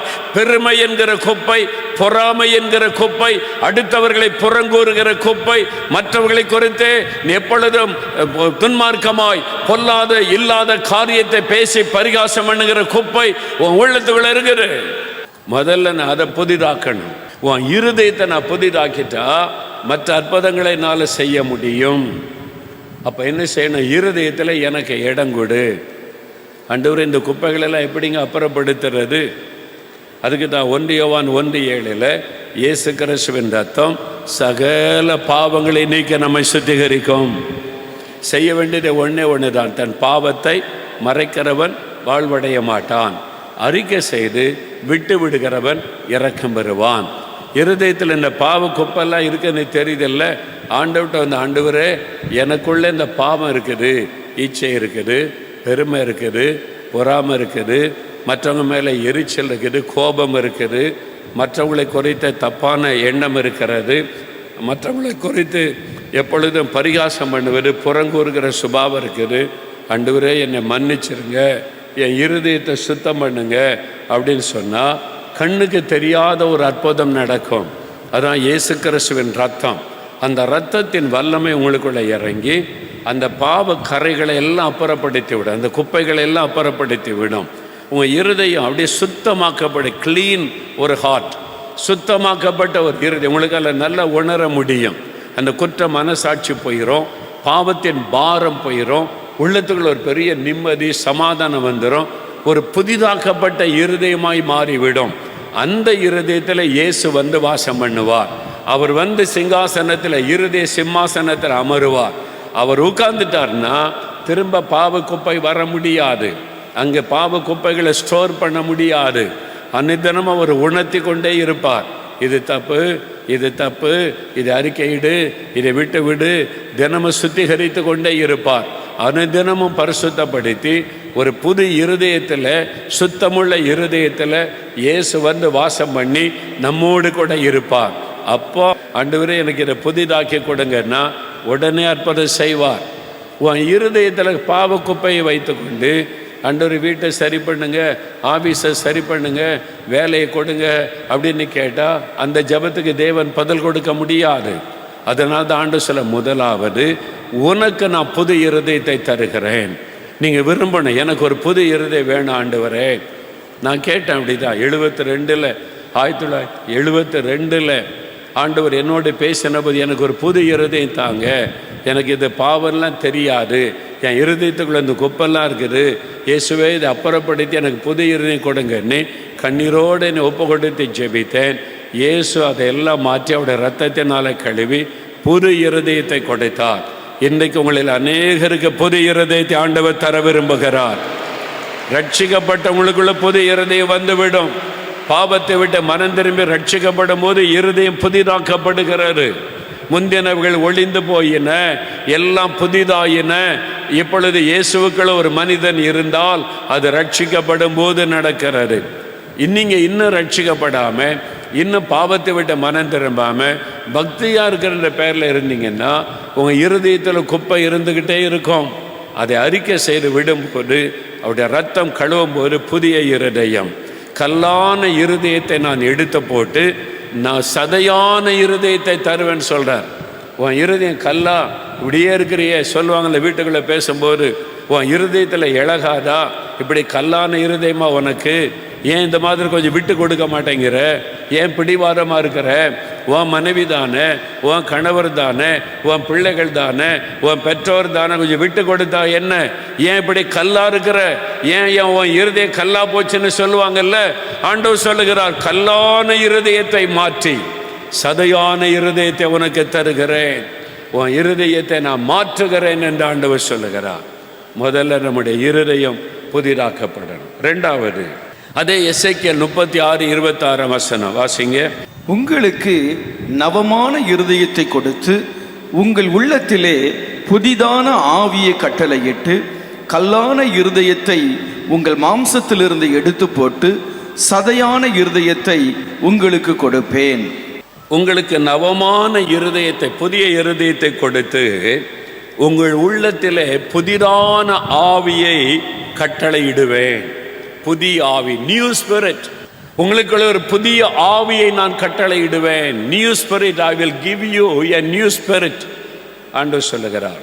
மனிதனுக்குள்ள ஒரு ஆவி இருக்குது, அது மனுஷ ஆவி. எல்லாருக்குள்ளுமே ஒரு ஆவி இருக்கும். செத்து போயிட்டாரா, ஆவி போயிட்டு, என்னங்க அவன் பேச மாட்டேங்கிறான், அசைய மாட்டேங்கிறான், ஆவி போயிட்டுங்க, சவம் அப்படிம்பாங்க. அப்போ ஆவி உள்ளே இருக்கும்போது தான் மனுஷன். நமக்குள்ளே இருக்கிறது மனுஷிக ஆவி, ஒரு ஆவி உள்ளே இருக்குல்ல, அந்த ஆவி மனித ஆவி. அது தேவன் தந்த தீபமாக இருக்கிறான், அதுக்கு ஒரு வெளிச்சம் இருக்குது மனுஷ ஆவிக்கு. எல்லா மனிதருக்குள்ளே ஒரு ஆவி இருக்குது. வெளியில் சரீரம், உள்ள ஆவி இருக்குது, ஆத்மா. ஆவியையும் ஆத்மாவையும் கண்ணால் பார்க்க முடியாது. ஆனால் அந்த ஆவி தான் அவனை செயல்படுக்க தான் உள்ளான ஒரு மனிதன், அந்த ஆவி மனிதன். இந்த ஆவி சரியாக இருக்கணும். ஆண்டவர் சொல்கிறாரு, அந்த ஆவி, என்னுடைய புதிதான ஆவியை உனக்குள்ளே கட்டளையிடுவேன். பழைய ஆவின்னா மனுஷனுக்குள்ளே அப்படி சொல்லுவாங்க, அவங்க அப்பா பற்றி தானே அவனுக்கு இருக்கும், அவங்க அம்மா பற்றி தானே இருக்கும், அப்படிலாம் சொல்லுவாங்க பார்த்தீங்களா. அந்த ஜென்ம சுபாவம், பழைய அந்த காரியன்னு சொல்லி அந்த ஆவி. புதிதான ஆவி நமக்குள்ளே கட்டளையிடப்படணும். இந்த ஆவி எதுக்காக ஆண்டவர் கட்டளையிடுவேன்னு சொல்லுகிறார். 27வது வசனம் பாருங்க. உங்கள் உள்ளத்திலே என் ஆவியை வைத்து உங்களை என் கட்டளைகளில் நடக்கவும் என் நியாயங்களை கை கொள்ளவும் அவைகளின்படி செய்யவும் பண்ணுவேன். ஆண்டவர் சொல்றார், என் ஆவியை உங்களுக்குள்ள ஏன் வைக்கிறேன், என் கட்டளைகளின்படி நடக்கவும் என் நியாயங்களை கை கொள்ளவும் பண்ணுவேன். நான் ரட்சிக்கப்பட்டுட்டேன், இருதயம் சுத்தம் பண்ணப்பட்டு விட்டாரு, ஆண்டவருக்கு பிரியமா நடக்கன்னு விரும்புகிறேன், முடியலையே. பொய் சொல்லக்கூடாதுன்னு நினைக்கிறேன், நான் இப்போ ஆண்டவருடைய பிள்ளை ஆயிட்டல்ல, கோவப்படக்கூடாதுன்னு நினைக்கிறேன், எரிச்சல் படக்கூடாதுன்னு நினைக்கிறேன், கோபம் வருதே, எரிச்சல் வருதே, அன்பு காட்டுறதுக்கு பதிலாக எரிச்சலை காமிக்கிறேனே. சத்துருவை கூட சிநேகினி தான் இயேசு கற்றுக் கொடுத்தார், அப்படி தான் விரும்புகிறேன், முடியலையே, கட்டளைக்கு கீழ்ப்படிய முடியலையே, கோபம் தானே வருது, எரிச்சல் தானே வருது, கோபமான வார்த்தை தானே வருது, இந்த மாதிரி நடந்துறேனே, என்ன செய்கிறது? அப்போது ரட்சிக்கப்பட்டுட்டேன், புதிய இருதயம் பெற்றுக்கிட்டேன், ஆண்டவருடைய பிள்ளை ஆயிட்டேன், இனி நேர்மையாக நடக்கணும், அன்பாக நடக்கணும், நீதியாக நடக்கணும், இதை தான் நினைக்கிற, முடியலையே, கட்டளையே கை கொள்ள முடியலையே. அப்போ தான் ஆண்டவர் சொல்லுகிறார், உன்னால் முடியாது, அதுக்கு தான் என் ஆவியை நான் உனக்குள்ளே வைத்து என் கட்டளைகளின்படி நடக்க செய்வேன், என்னுடைய நியாயங்களை கை கொள்ளும்படி நான் உனக்கு அருள் செய்வேன். அந்த ஆவியானவர் கட்டளைக்கு கீழ்ப்படிய வைப்பார். அந்த ஆவியானவர் நீதியாய் நடக்க வைப்பார். அந்த ஆவியானவர் பரிசுத்தமாய் நடக்க வைப்பார். அந்த ஆவியானவர் அந்த எரிச்சலை மாற்றி சாந்த குணத்தை நமக்குள்ளே தருவார். அந்த ஆவியானவர் நமக்குள்ளே வரும்போது பழைய அந்த மாம்ச சுபாவங்கள் மாறி நமக்குள்ளே ஒரு தெய்வீக சுபாவம் உண்டாகும். அதை ஆவியானவர் தான் செய்ய முடியும். அதனால தான் என் ஆவியை, புதிய ஆவியை உனக்குள்ளே வைக்கிறேன் என்று ஆண்டவர் சொல்லுகிறார். அப்போ அந்த ஆவி நமக்கு தேவை. பரிசுத்த ஆவியானவர் நமக்குள்ளே வர வேண்டியது அவசியம். எனக்கு ஒரு வாலிப தம்பி தெரியும். அவர் ஒரு சமயம் என்னை சந்தித்த போது சொன்னார், வினோதமான ஒரு ஜெபம், ஆபத்தான ஒரு ஜெபம் செய்தாராம். என்ன ஜெபம் பண்ணீங்கன்னு கேட்டேன். என்னை எடுத்துக்கொள்ளுங்க ஆண்டவரே, நான் செத்துறணும், என்னை எடுத்துக்கொள்ளுங்க அப்படின்னு ஜெபம் பண்ணியிருக்கார். ரட்சிக்கப்பட்டிருக்கிறார். என்ன உங்களுக்கு பிரச்சனையா? பிரச்சனைலாம் ஒன்றும் இல்லை. வாழ்க்கையில் ஏதாவது கஷ்டமா? கஷ்டம் ஒன்றும் இல்லை. பிறகு எதுக்கு இயேசுகிட்ட போய் எடுத்துக்கொள்ளுங்கன்னு ஜெபிச்சிங்கன்னு கேட்டேன். அவர் சொன்னார், பரிசுத்தமாக வாழ முடியல, நான் ரட்சிக்கப்பட்டுட்டேன், ஆண்டவருடைய பிள்ளை ஆகிட்டேன், சாட்சியெல்லாம் சொல்லிட்டேன், ஆனால் பரிசுத்தமாக வாழ முடியல. எதை செய்யக்கூடாதுன்னு நினைக்கிறேனோ அதை செய்திடுறேன், இதை செய்யணும்னு நினைக்கிறேனோ அதை செய்ய முடியல. அன்பாக இருக்குன்னு நினைக்கிறேன், எரிச்சல் படுறேன், கோபப்படுறேன். வீட்டுக்குள்ளே அன்பாக இருக்க முடியல, பரிசுத்தமாக இருக்க முடியல. எவ்வளோ முயற்சி பண்ணுறேன், பிரயாசப்படுறேன், உபவாசம்லாம் பண்ணுறேன், ஆனால் ஒன்றும் நடக்கலை. அதனால் பார்த்தேன், நான் ரட்சிக்கப்பட்டு சாட்சியெல்லாம் சொல்லிட்டேன், நான் இன்னும் இந்த பாவத்தை செய்துக்கிட்டு இருந்தால் இயேசுக்கு தான் அவமானம். அதனால் ஆண்டவரே, என்னால் இதை விட முடியல, இந்த உலகத்தில் பரிசுத்தமாக வாழ முடியலை, அதனால் என்னை பரலோகத்துக்கு எடுத்துக்கொள்ளுங்க, நான் செத்துடுறேன், என்னை எடுத்துக்கொள்ளுங்க. அப்படியே சின்சியராக ஜெபிச்சிருக்கிறார். சின்சியராக உண்மையாக ஜெபிச்சிருக்கிறார். அவருடைய பிரச்சனை தான், பரிசுத்தமாக வாழ முடியல, உலகத்தில் பரிசுத்தமாக இருக்க முடியாது, பரலோகத்துக்கு போயிடலாம், ஆண்டவர் எடுத்துக்கொள்ளட்டும் அப்படின்ற சபம். ஆண்டவர் அந்த ஜெபத்துக்கு பதில் கொடுப்பாரா? அறியாமையினால என் மகன் ஜெபிக்கிறான்னு சொல்லி ஆண்டவர் வந்தார். மகனே, நீ பரிசுத்தமாக வாழ முடியலன்னு உன்னை எடுக்கன்னா இந்த உலகத்தில் இருக்கிற ரட்சிக்கப்பட்ட எல்லாரையும் நான் எடுத்துக்கிட்டே இருக்க வேண்டியது தான். அப்படி இல்லை, நீ பரிசுத்தமாய் வாழ்வதற்கு உனக்கு ஒரு வல்லமை தருகிறேன். நீ பரிசுத்தமாக வாழ முடியலன்னு தானே கஷ்டப்படுற, கட்டளையின்படி நடக்க முடியலையே, இயேசு சொன்னபடி வாழ முடியலன்னு தானே கஷ்டப்படுகிற. அதுக்கு ஒரு வழி இருக்குது. என்னுடைய ஆவியை உனக்கு தருகிறேன், பரிசுத்த ஆவியை உனக்கு தருகிறேன். அவருக்கு பேரே பரிசுத்த ஆவியானவர்.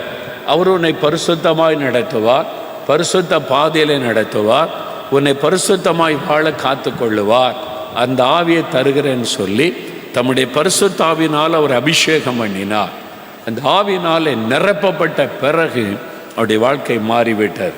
ஒரு புது பலன், ஒரு புதிய தைரியம், ஆவியில் புது பலன், அவருடைய ஆவியில் ஒரு பெரிய சந்தோஷம். இப்போ அவரால் ஜெயிக்க முடிகிறது, மேற்கொள்ள முடிகிறது, கட்டளை இயேசுடைய கட்டளையின்படி நடக்க முடிகிறது. எல்லாரையும் நேசிக்கணும்னா நேசிக்க முடிகிறது, சத்துருவை கூட நேசிக்கணும் அப்படின்னா நேசிக்க முடிகிறது, உன்னை சபிக்கிறவர்களை ஆசீர்வதிக்கணும் அதை செய்ய முடிகிறது, மற்றவங்களை மன்னிக்கணும் மன்னிக்க முடிகிறது. இருதயம் அந்த ஆவி மாற்றப்பட்டு விட்டார். பரிசுத்த ஆவியானவர் வந்தவுடனே ஆண்டவருடைய கட்டளைகளின்படி நடக்க முடிந்தது. அதுக்கு தான் இந்த ஆவியானவர், அதுக்கு தான் ஆவியை தருகிறேன் என்று ஆண்டவர் சொல்லுகிறார். இந்த ஆவியை நான் எதுக்கு உனக்கு தரப்போகிறேன்? அவருடைய கட்டளைகளின்படி நடக்கவும் அவருடைய நியாயங்களை கை கொள்ளவும் இந்த ஆவியானவர் உனக்கு உதவி செய்வார். பரிசுத்த ஆவியானுடைய அபிஷேகம் இல்லாமல் நம்ம பரிசுத்தமாக வாழ முடியாது, ஆண்டவருடைய வசனத்தின்படி வாழ முடியாது. அதுக்கு தான் ஆண்டவர். அதனால தான் இயேசு சொன்னார் அப்போஸ்தலர் 1:8 பரிசுத்த ஆவி உங்களிடத்தில் வரும்போது நீங்கள் பலன் அடைவீங்க. You shall receive power when the Holy Spirit will come upon you. நீங்கள் ஒரு வல்லமை பெற்றுக்கொள்ளுவீங்க. என்ன வல்லமை? பாவத்தை மேற்கொள்ளக்கூடிய வல்லமை, சோதனைகளை மேற்கொள்ளக்கூடிய வல்லமை, வசனத்தின்படி வாழக்கூடிய வல்லமை, ஆண்டவர் சொல்லுகிற வார்த்தைக்கு கீழ்ப்படிவதற்கான வல்லமை. அதை தருகிறவர் பரிசுத்த ஆவியானவர். அவர் இல்லாமல் நீங்கள் வசனத்தின்படி வாழ முடியாது. அவர் இல்லாமல் வசனத்துக்கு கீழ்ப்படிய முடியாது. அதனால தான் ஆண்டவர் சொல்லுகிறார், புதிதான ஆவியை உனக்கு தருகிறேன், அவர் கர்த்தருடைய வசனத்தின்படி உன்னை நடத்துவார். அப்போ உன்னால் முடியும். நீ தைரியமாக சொல்லலாம், இயேசு சொன்ன வார்த்தையின்படி என்னால் வாழ முடியும். அதற்கு உதவி செய்கிறவர் பரிசுத்த ஆவியானவர். அந்த ஆவியை உனக்கு தருகிறேன்னு சொல்கிறார். யாருக்கு கொடுப்பார்? யோவான் 7ஆம் அதிகாரம் 37, 38, 39 வாசித்தால், தாகமாயிருக்கிறவன் என்னிடத்தில் வர கடவன். பரிசுத்த ஆவியை குறித்து சொல்லுகிறார். தாகமாயிருக்கிறவன் என்னிடத்தில் வர கடவன். என்னை விசுவாசிக்கிறவனுடைய உள்ளத்திலிருந்து ஜீவ தண்ணீருள்ள நதிகள் புறப்படும். தன்னை விசுவாசிக்கிறவள் பெற்றுக்கொள்ள போகிற பரிசுத்த ஆவியை குறித்து அப்படி சொன்னார் என்று வசனம் சொல்லுகிறார். அப்போ பரிசுத்த ஆவியானவர் உங்களுக்குள்ளே வரணும்னா தாகம், ஆண்டவரே எனக்கு அந்த வல்லமை வேணும், எனக்குள்ள இந்த புதிதான ஆவியை தாங்க, நான் பரிசுத்தமாய் வாழ அந்த புதிதான பரிசுத்த ஆவியை தாங்க ஆண்டவரே என்னை தாகத்தோடு கேட்கணும், விசுவாசத்தோட. என்னை விசுவாசிக்கிறவர்கள், அப்போ விசுவாசத்தோடு நீங்கள் கேட்கணும். அப்போ எனக்கு ஆண்டவர் தருவான்னு விசுவாசிக்கணும்.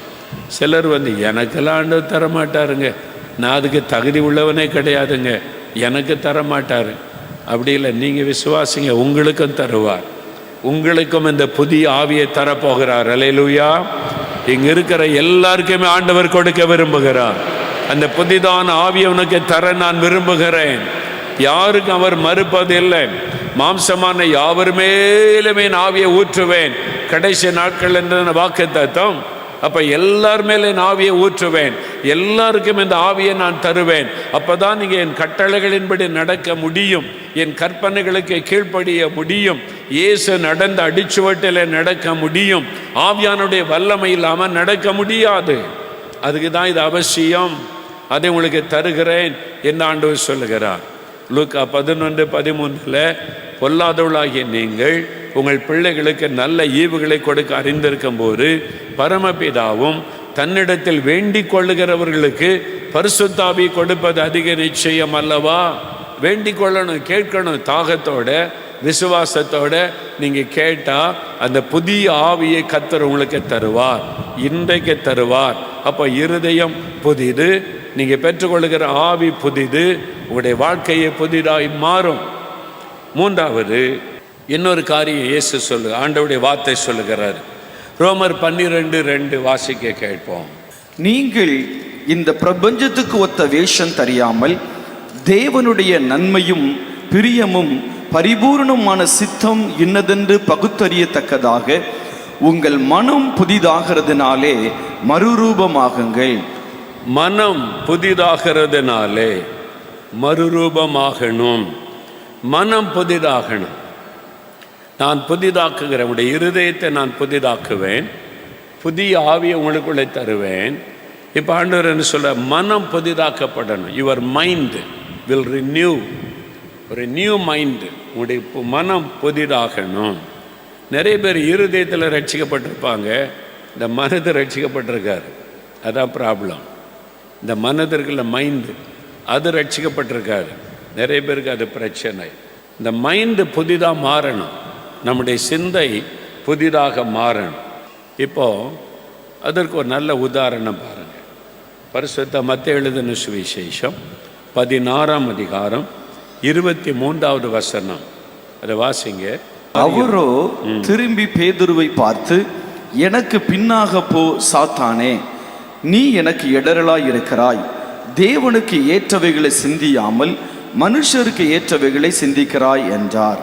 தேவனுக்கு ஏற்ற சிந்தை, மனிதருக்கு ஏற்ற சிந்தை. நல்ல கவனிங்க, சிந்தை. இந்த சிந்தை மைண்டு புதிதாய் மாற்றப்படணும். நிறைய பேருக்கு இருதயம் மாற்றப்பட்டாச்சு, ரட்சிக்கப்பட்டாச்சு, ஆனால் இந்த மைண்டு மாறலை. இந்த மைண்டு மாறலை. இங்கே ஒரு மாற்றம் வரணும். அந்த மைண்டை புதிதாக மாறினா தான் அவனுடைய லைஃபே சேஞ்ச் ஆகும். இப்போ பாருங்கள், இயேசு தன்னுடைய சீஷரோடு எருசலேமுக்கு நடந்து வந்து கொண்டிருக்கிறார். அதான் கடைசி பிரயாணம். எருசலேமில் அவர் இரத்த சிந்தி மறிக்கப் போகிறார். அதை குறித்து சீஷரிடத்தில் சொல்லுகிறார். எருசலேமுக்கு போகிறோம், மனுஷகுமாரன் பிரஜாதியார் கையில் ஒப்பு கொடுக்கப்படுவார், அவங்க அவரை கொடுமைப்படுத்தி பரிகாசம் பண்ணி கொலை செய்வாங்க, 3ஆவது நாள் உயிரோடு எழுந்திருப்பார் அப்படின்னு இயேசுடைய பாடு மரணம் அதை பற்றியெல்லாம் இயேசு சீஷரோடு பேசுகிறார். அப்படியே ட்ராவல் எல்லாம் போய் கொண்டு இருக்கும்போது பேதர் உடனே இயேசுவை தனியாக கூப்பிட்றாரு. ஆண்டவர் கொஞ்சம் வாங்கலேன், தனியாக அவங்கள்ட்ட பேசணும். சீஷர் எல்லாம் பார்க்குறாங்க, பேதர் என்ன பேச போகிறார் இயேசுக்கிட்ட. கொஞ்சம் தனியாக கூட்டி கொண்டு போய் அப்படியே குசு குசுன்னு பேசுகிறார். என்ன பேசுகிறீங்க நீங்கள், புத்தி இருக்குதா? நீங்கள் எப்படி பேசலாமா? கடலின் மேலே நடந்தவர் நீங்கள், செத்தவங்களை உயிரோடு எழுப்பினவர் நீங்கள். என்னவோ உங்களை ஒப்பு கொடுப்பாங்க, அடிப்பாங்க, சிலுவையில் அறைவாங்க, ரத்தம் சிந்தி சாவிங்க, இதெல்லாம் பேசக்கூடாது, தப்பு. நீங்கள் நம்ம போய் இன்றைக்கி ரோமர்களை ஒரு வழி பண்ணணும். ரோமருடைய ஆட்சியில் அப்புறப்படுத்திட்டு சிங்காசனத்தில் நீங்கள் உட்காரணும். எருசலேமில் நீங்கள் தான் ராஜாவாக உட்காரணும். இந்த பில்லாத்தை ஏறதெல்லாம் அடித்து விரட்டிடணும். உங்கள்கிட்ட தான் வல்லமை இருக்குல்ல, எல்லாத்தையும் விரட்டிட்டு நம்ம ஆட்சி கொண்டு வந்துடணும். அப்படி பேசாமல் மறிக்க போகிறேன், சாக போகிறேன், என்ன பேசுகிறீங்க அப்படின்னு பேதுரு இயேசுவை கடிந்து கொண்டாராம். இப்போ இயேசு அமைதியை கேட்டுக்கிட்டே இருந்துட்டு திரும்பி பார்த்து, இது பேதுரு இல்லை, பேதுரு மைண்டு சரியில்லாமல் போயிட்டு அவன் மைண்டுக்குள்ளே யாரோ நுழைஞ்சிட்டாங்க, அவனுடைய சிந்தனைக்குள்ளே யாரோ நுழைஞ்சிட்டாங்கன்னு இயேசு திரும்பி பார்த்தா பின்னால் சாத்தான் நிற்கிறான். பேதுருக்கு பின்னால் சாத்தான் நின்று அவருடைய சிந்தனையை தூண்டிக்கிட்டே இருக்கிறான். நீ போய் பேசி இயேசுக்கிட்ட இதெல்லாம் சொல்லு. ஏன்னா இயேசு சிலுவைக்கு போகிறத சாத்தான் விரும்பவில்லை. இயேசு சிலுவைக்கு போயிட்டா பிசாசுக்கு அதிகாரமெல்லாம் பிடுங்கப்பட்டு விடும். ஆண்டவர் பரலோகத்துக்கான வாசலை திறந்து விடுவார். சாத்தானுக்கு நல்லா தெரியும் இயேசு சிலுவைக்கு மட்டும் போகக்கூடாது.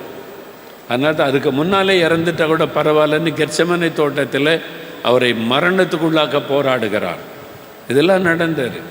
அப்போ பின்னால் இருந்து பேசுகிறது சாத்தான். இயேசு பார்த்தார், எனக்கு பின்னாக போ சாத்தானே, நீ தேவனுக்கு ஏற்றவைகளை சிந்திக்காமல் மனுஷருக்கு ஏற்றவைகளை சிந்திக்கிறாய். சிந்தை, பேதுருவே உன் சிந்தை சரியில்லை, இந்த காரியத்தில் உன் சிந்தை சரியில்லை. சாத்தான் உன் சிந்தைக்குள்ள நுழைஞ்சிடான். நான் சொல்லுகிறேன் பிதாவின் சித்தத்தின்படி நான் மரிக்கணும்னு. நீ சொல்லுகிறாய் மரிக்கலாம் கூடாது, நம்ம ராஜ்யத்தை ஸ்தாபிப்போம், இப்படிலாம் பேசாதங்கன்னு சொல்லுகிறாய்.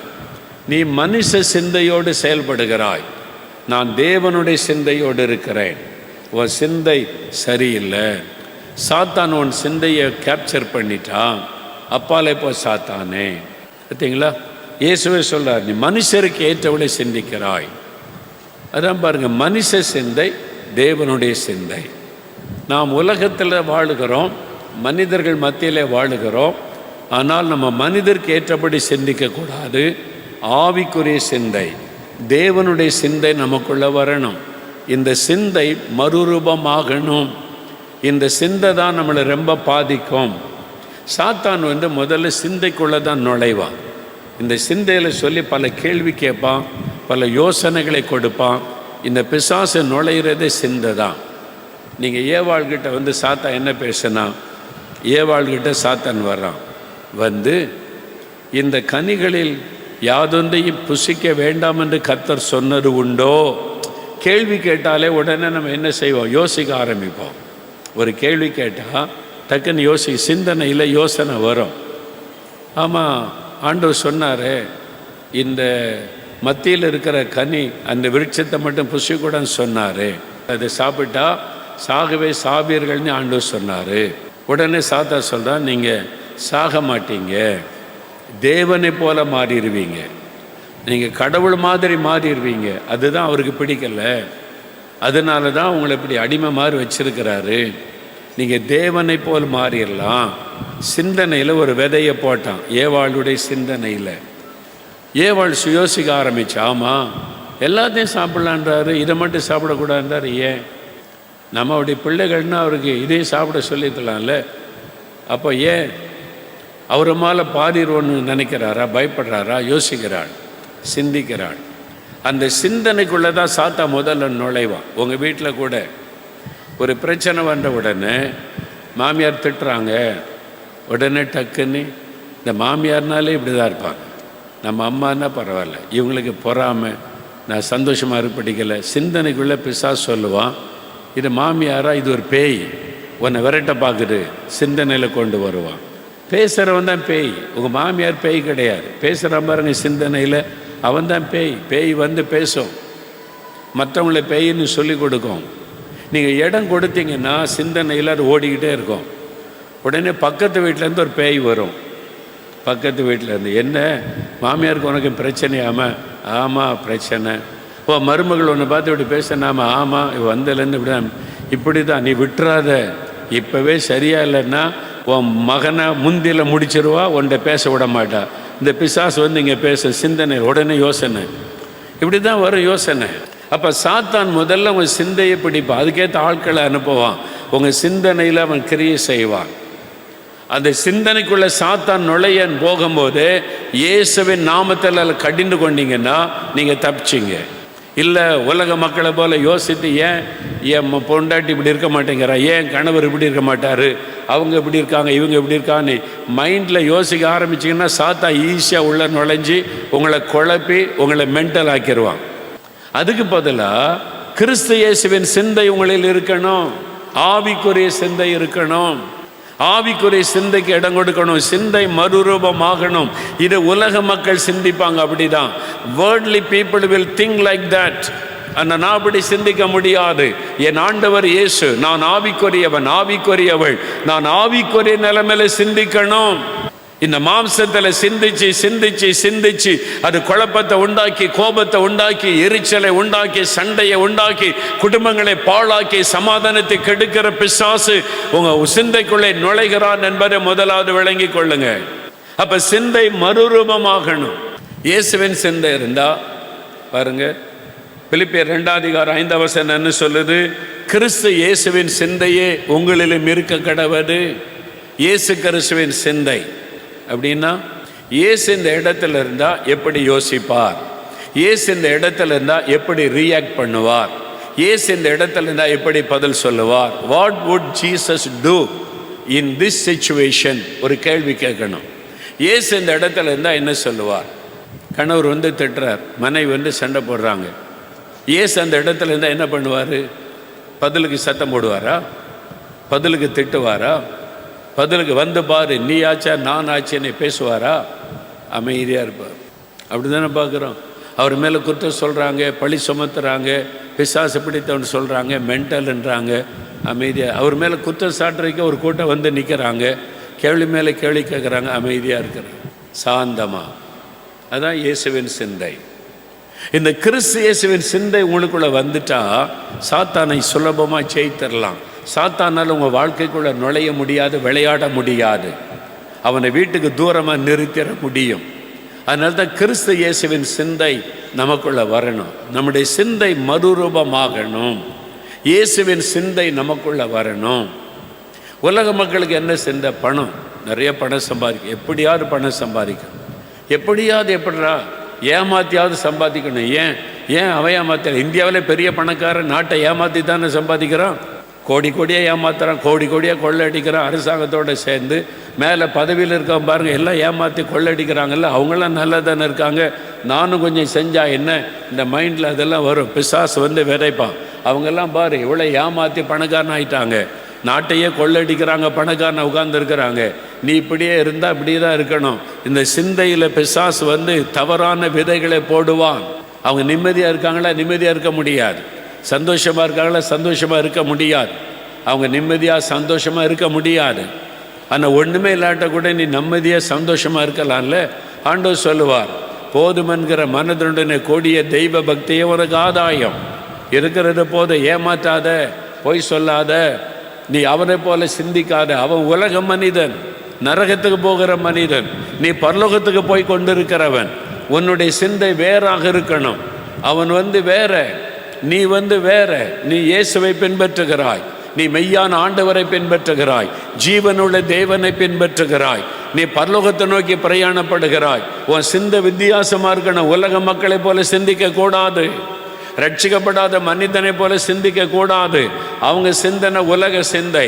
நம்முடைய சிந்தை ஆவிக்குரிய சிந்தை, கிறிஸ்து இயேசுவின் சிந்தை. அல்லேலூயா சொல்லுங்க. உங்க சிந்தை எப்படி இருக்குது? உங்களுடைய சிந்தனையில் என்ன ஓடுது அப்படியே இந்த யோசனை நிறைய பண்ணிங்கன்னாலே பிசாசு உள்ள நுழைவான்.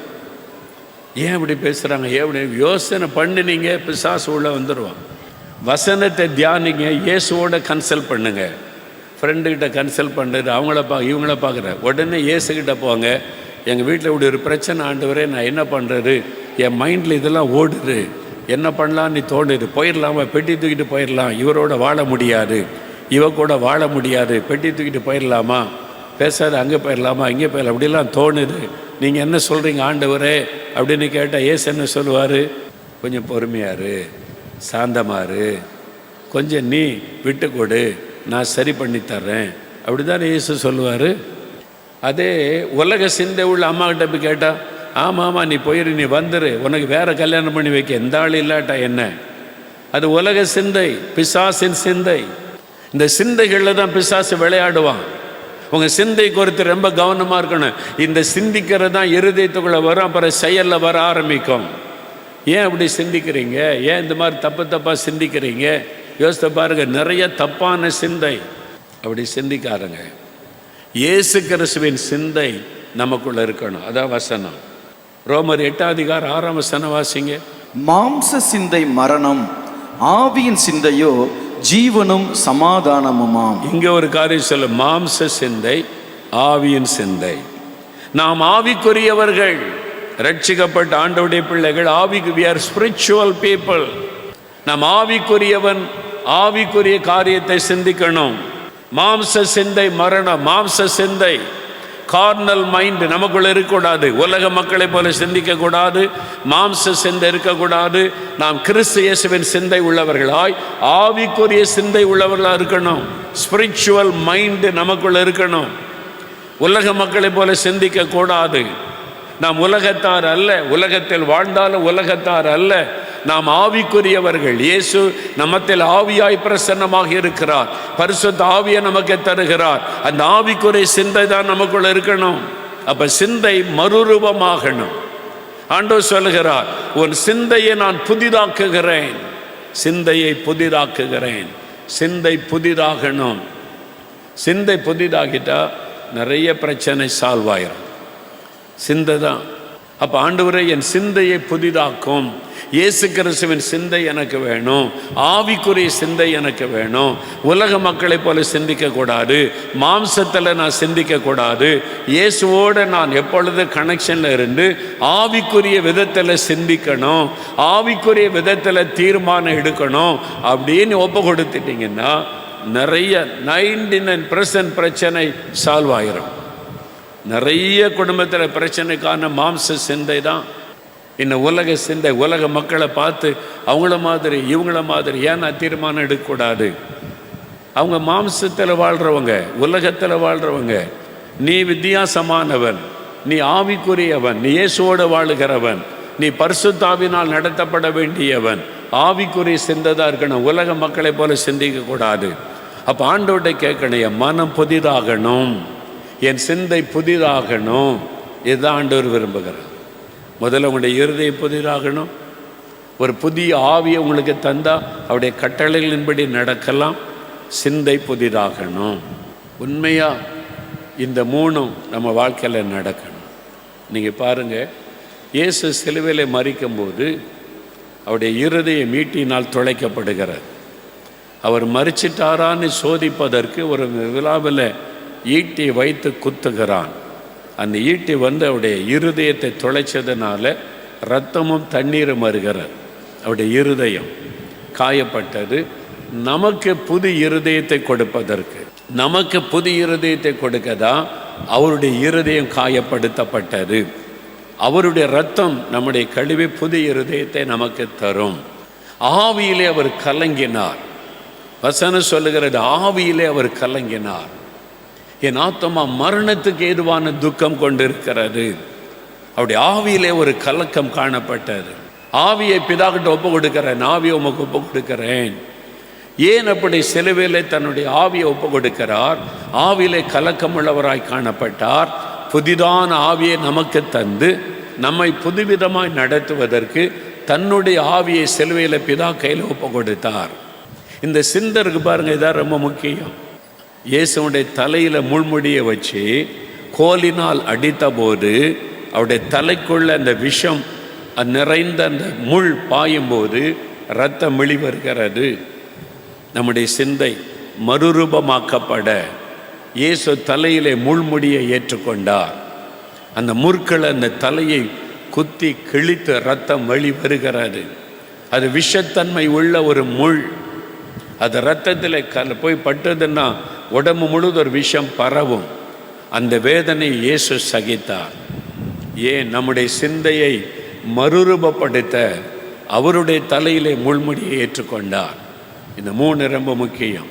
உங்கள் இருதயம் முதல்ல புதிதாக்கப்படணும். ஒரு புதிய ஆவியை பெற்றுக்கொள்ளணும், பரிசுத்த ஆவியை. உங்கள் சிந்தை புதிதாய் மாறணும். இந்த 3 நீங்கள் ஒப்பு கொடுத்துட்டீங்கன்னா லைஃபே சேஞ்ச் ஆகிடும்.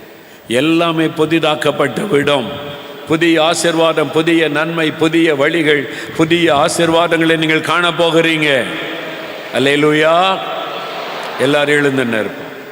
இயேசு சொல்லுகிறார், சிங்காசனத்தில் வீற்றிருக்கிற கர்த்தர் அதிகாரம் உள்ளவர், நான் சகலத்தையும் புதிதாக்குகிறேன். உங்கள் வாழ்க்கையில் இன்றைக்கி ஒரு புதிதாக்குதல் நடக்க போகிறது. ஒரு புதிய காரியத்தை ஆண்டவர் செய்ய போகிறார். பழையவைகள் ஒழிந்து போகும், எல்லாம் புதிதாய் மாறப்போகிறது.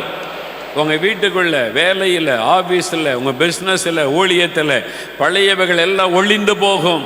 பழையவைகள், தோல்விகள், ஏமாற்றங்கள், நெருக்கங்கள், வேதனைகள், கஷ்டங்கள், அவமானங்கள் எல்லாம் ஒழிந்து போகும். சகலமும் புதிதாக்கப்பட போகிறது. புதிய காரியத்தை நான் செய்கிறேன் ஆண்டவர் சொல்கிறார். அந்த புதிதாக்குதல் முதல்ல நமக்குள்ள தான் ஆரம்பிக்கணும். எனக்குள்ள, நமக்குள்ள. ஆண்டவர் சொல்கிறார், முதல்ல புது இருதயத்தை நான் உனக்கு தருவேன். பழைய இருதயத்துக்குள்ள பாவம் இருக்குது, எரிச்சல் இருக்குது, கோபம் இருக்குது, பெருமை இருக்குது, பொறாமை இருக்குது, சண்டைகள், பிரிவினைகள், மார்க்க பேதங்கள் எல்லாம் இருக்குது. அதை நான் கழுவி சுத்தம் பண்ணி உனக்கு ஒரு புது இருதயத்தை தருவேன் அப்படின்னு ஆண்டவர் சொல்கிறார். எத்தனை பேருக்கு புது இருதயம் வேணும்? உண்மையாவா? என் இருதயம் புதிதாக்கப்பட இவ்வளோ பேர் விரும்புகிறீங்களா? அப்படியே வலது கரத்தை இருதயத்தில் வைங்க. ஒரு 2 நிமிடம் ஜெபம் பண்ணுங்க. இயேசுவே, எனக்கு புது இருதயத்தை தாரும், எனக்கு புது இருதயத்தை தாரும். உம்முடைய இருதயத்தில் இந்த வடிந்த இரத்தம் என் இருதயத்தை கழுவட்டும். பாவமர என்னை கழுவட்டும். பொறாமை என் இருதயத்தை விட்டு விலகட்டும். பெருமை என் இருதயத்தை விட்டு விலகட்டும். இச்சைகள் என் இருதயத்தை விட்டு விலகட்டும். கோபமும் எரிச்சலும் என் இருதயத்தை விட்டு விலகட்டும். புது இருதயத்தை தாரும்.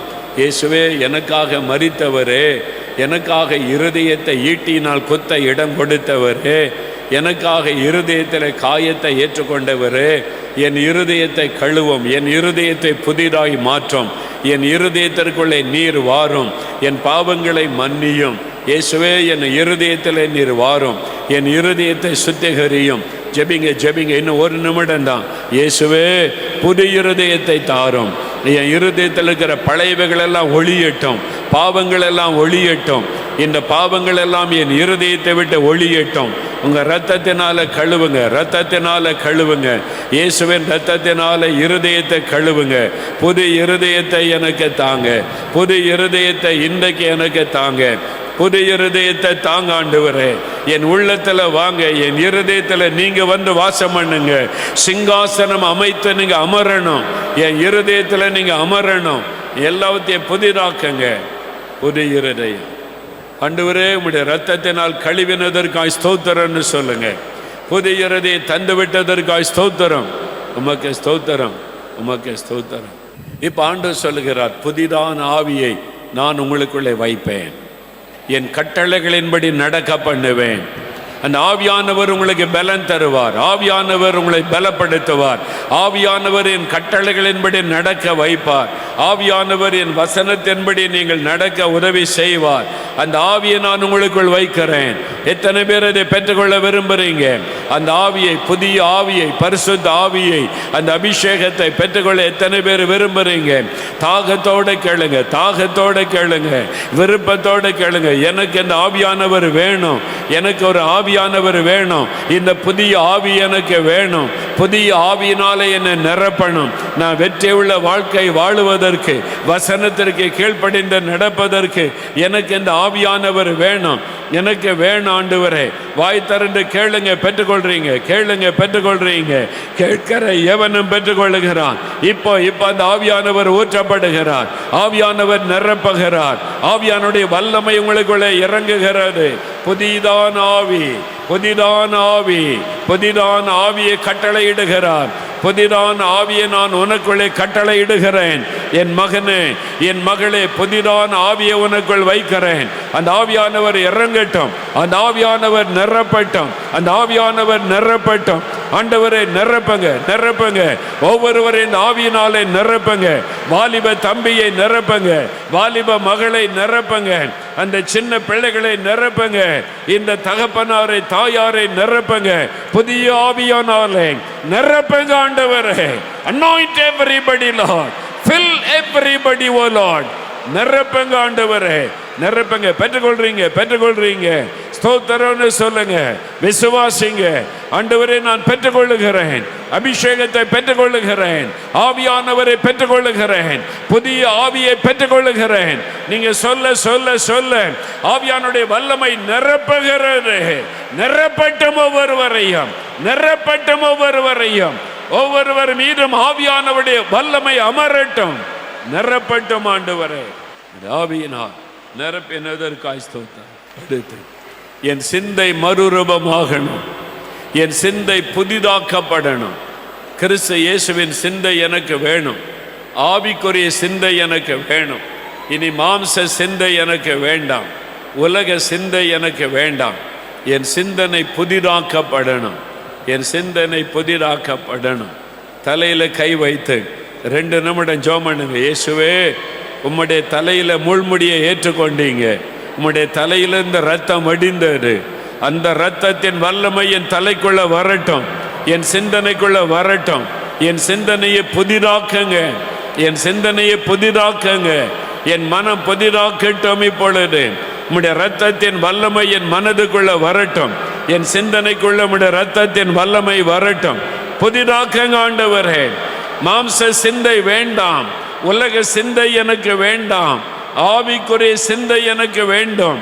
ஆண்டவரே, என் சிந்தையை புதிதாக்குவீராக, புதிதாக்குவீராக. இயேசுவின் நாமத்தில் என் சிந்தை புதிதாகட்டும். அந்த கல்வாரியின் ரத்தத்தின் வல்லமை என் சிந்தைக்குள்ள இறங்கட்டும்.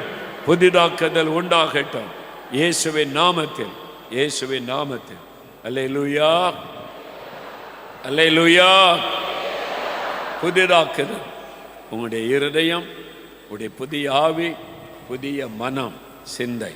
நிறைய பேருக்குள்ள புதிதாக்குதல் ஆரம்பித்து விட்டார். நீங்க உங்களை புதிதாக ஒப்பு கொடுத்ததுனால உங்க குடும்பத்துக்குள்ள எல்லாம் புதிதாய் மாற போகிறாரு. உங்க வீட்டுக்குள்ள எல்லாம் புதிதாய் மாற போகிறாரு. உங்களுடைய வேலையில, பிசினஸ்ல, எல்லா ஊழியத்தில் எல்லாம் புதிதாக்குதல் உண்டாக போகிறாரு. புதிய ஆசீர்வாதம், புதிய நன்மை, புதிய வழிகள், புதிய ஆசீர்வாதங்களை பார்க்க போறீங்க. அல்லேலூயா, அல்லேலூயா. உம்மை துதிக்கிறேன். நிறைய பேர் என் குடும்பத்தில் எப்பவும் சண்டை, பிரச்சனை, ஒரு மனம் இல்லை, கசப்புகள், எப்பவும் ஒரு சண்டை உள்ள குடும்பமாக இருக்குது. புதிதாகணும். அமைதியுள்ள குடும்பம், அன்பு நிறைந்த குடும்பம், பாசமுள்ள குடும்பம், அந்த மாதிரி இருக்கணும். என் குடும்பத்தில் அந்த புதிதாக்குதல் வேணும். அப்படி விரும்புகிறவங்க கரம் உயர்த்துங்க, கரம் உயர்த்துங்க. அப்படியே கண்களை மூடுங்க. ஆண்டவரே, என் குடும்பத்தில் எல்லாத்தையும் புதிதாக்கும், புதிதாக்கும். எல்லாம் சொல்லுங்க. என் கணவரை புதிதாக்கும், என் மனைவியை புதிதாக்கும், என் மாமியாரை நீர் புதிதாய் மாற்றும், என் மருமகளை புதிதாய் மாற்றும், என் பிள்ளைகளை புதிதாய் மாற்றும், என்னுடைய பெற்றோரை புதிதாய் மாற்றும். என் குடும்பமே புதிதாக்கப்படணும். எங்கள் வீட்டுக்குள்ள அமைதி, சமாதானம் காணப்படணும். இனி சண்டைகள் இருக்கக்கூடாது, வாக்குவாதங்கள் இருக்கக்கூடாது, சண்டைகள், முறுமுறுப்புகள் இருக்கக்கூடாது. இனி எங்கள் வீட்டுக்குள்ள அமைதி இருக்கணும், அன்பு இருக்கணும், சாந்தம் இருக்கணும், சந்தோஷம் இருக்கணும். என் குடும்பமே மறுரூபமாகணும். ஆவியானுடைய வல்லமை இறங்குகிறாரு, ஆவியானுடைய வல்லமை இறங்குகிறாரு. ஜபத்திற்கு பதில் உண்டாகி கொண்டு இருக்கிறாரு. கர்த்தர் ஜபத்திற்கு பதில் தந்து கொண்டு இருக்கிறார், பதில் தந்து கொண்டு இருக்கிறார். எல்லாரும் வலதுகரம் உயர்த்தி இயேசுவே ஸ்தோத்திரன்னு சொல்லுங்க. இயேசுவே என்னை தொட்டு விட்டீர், புதிய சரீரத்தை தந்து விட்டீர், புதிய உறுப்புகளை தந்து விட்டீர், பாதிக்கப்பட்ட பழைய உறுப்புகள் எல்லாம் புதிதாய் மாற்றப்பட்டு விட்டார், அற்புத சுகம் தந்து விட்டீர். ஸ்தோத்திரம். நல்ல ஆண்டவரை துதிங்க. இயேசுவே நன்றி, இயேசுவே நன்றி, இயேசுவே நன்றி. ஆமென். கை கீழே போடுங்க. ஆண்டவர் என்னை தொட்டார், என் சரீரத்தில் உறுப்புகள் புதிதாக்கப்பட்டு இருக்கிறார். கண்கள் புதிதாயிற்று, இருதயம், என்னுடைய லங்ஸ், என் லிவர், என்னுடைய கிட்னி, என்னுடைய கர்ப்பப்பை, என்னுடைய எலும்பு மண்டல நரம்புகள் புதிதாக்கப்பட்டதை உணர்கிறேன். மாற்றம் வந்துவிட்டார். ஆண்டவர் எனக்கு ஒரு அற்புதம் செய்திருக்கிறார். இந்த மாதிரி சுகத்தை உணர்கிறவர்கள் நிற்கிற இடத்திலே வலது கரத்தை உயர்த்துங்க. நிறைய பேர், ஏன்னா இன்னைக்கு நிறைய ஆண்டோடைய வல்லமை பலமாய் இறங்கிட்டு நிறைய பேர் விடுதலை, நிறைய பேர் புதிதாக்கப்படுதலை பெற்றிருக்கிறீங்க. ஒரு 4-5 பேர் சீக்கிரமாக மேடைக்கு வாங்க, வேகமாக. வல்லதுக்கு தூக்க முடியாது, இவ்வளோதான் தூக்க முடியும். இப்போ ஆண்டவர் தொட்டு குணமாக்கிட்டார். ஆமென். இந்த கையை இதுக்கு மேலே தூக்க முடியாது, அந்த எலும்பில் வலி. ஆண்டவர் தொட்டு குணம். உங்கள் பேர் என்ன?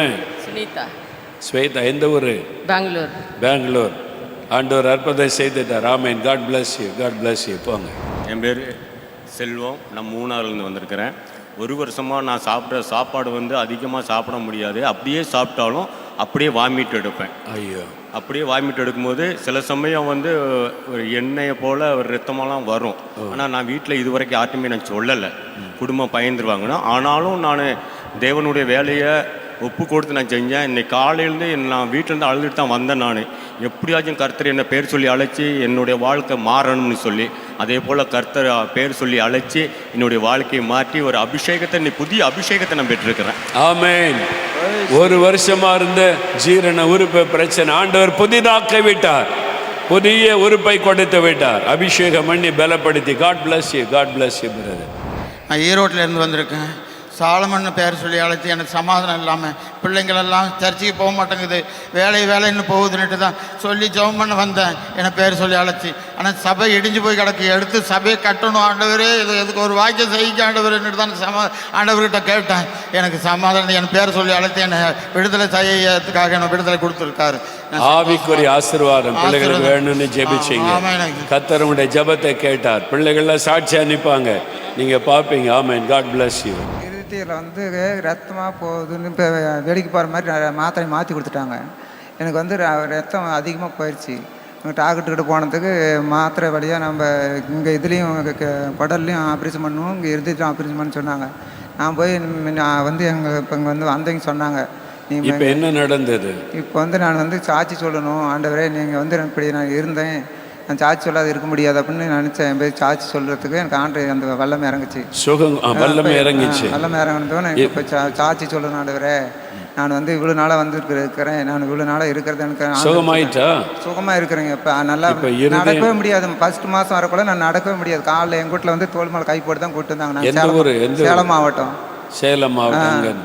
இருதயமும் வயிற்று பகுதி ஆண்டவர் குணமாக்கிட்டார். இப்போ எல்லாமே amen. God bless you, God bless you. First விக்டோரியான்னு கூப்பிட்டாரு வீட்டு சமாதானத்துக்காக. என் பேர் தான் விக்டோரியா பவானி. கர்த்தர் எனக்கு சமாதானம் இல்லாமல் இருந்து கர்த்தர் இப்போ நேரத்தில் எனக்கு அபிஷேகம் இறங்கும்போது கர்த்தர் எனக்கு சமாதானத்தை கொடுத்தாரு. ரெண்டாவது பவானின்னு பேர் சொல்லியாச்சு. 6 வருஷமாக அல்சரில் இருந்தேன், சாப்பிட முடியாது, நெஞ்சு எரிச்சல். இப்போ அபிஷேகத்தில் இறங்கும்போது ஆண்டவர் எனக்குள்ள ஒரு வல்லமை புறப்பட்டது, என்னால் தாங்கவே முடியல. அந்த இடம் இப்போ அப்படியே ஃப்ரீயாக இருக்கிற மாரியாக இருக்குது. கர்த்தர் செய்த கிருபைக்காக கர்த்தருக்கு ஸ்தோத்திரம். ஆமென். 2 பேரையும் சொல்லி கூப்பிட்டாரா? விக்டோரியா பவானி. முதல்ல விக்டோரியான்னு சொல்லி அதுக்கு பதில் கொடுத்துட்டார், சமாதானம். 2வது பவானின்னு சொல்லி அல்சர் வியாதியை மாற்றிட்டார். எந்த ஊர்லேருந்து வர்றீங்க? எவ்வளோ பெரிய அற்புதம். எல்லாம் கரந்தட்டி இயேசுக்கு நன்றி சொல்லுங்க. எத்தனை வருஷம் அல்சர் பிரச்சனை? 6 வருஷமா அந்த குடல் பொண்ணு அல்சரை கர்த்தர் மாற்றிட்டார். Amen. God bless you. Urine போவாது, வீங்கிடும் உடம்பு. மாத்திரை போட்டாதான் யூரின் போகும்.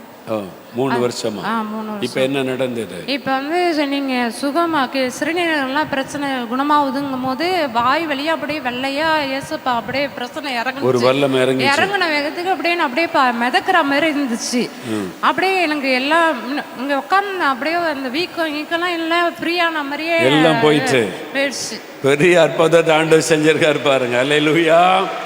ஆமென். சிறுநீரக பாதிப்பை மாற்றி நல்ல சுகம். God bless you. God bless you. ஒரு மாதமாக தொண்டையில் ஒரே வலியாக இருந்து சாப்பிட முடியாது. மிக்ஸியில் அரைச்சி தான் அப்படி குழு ஆக்கி குடிக்கணும்.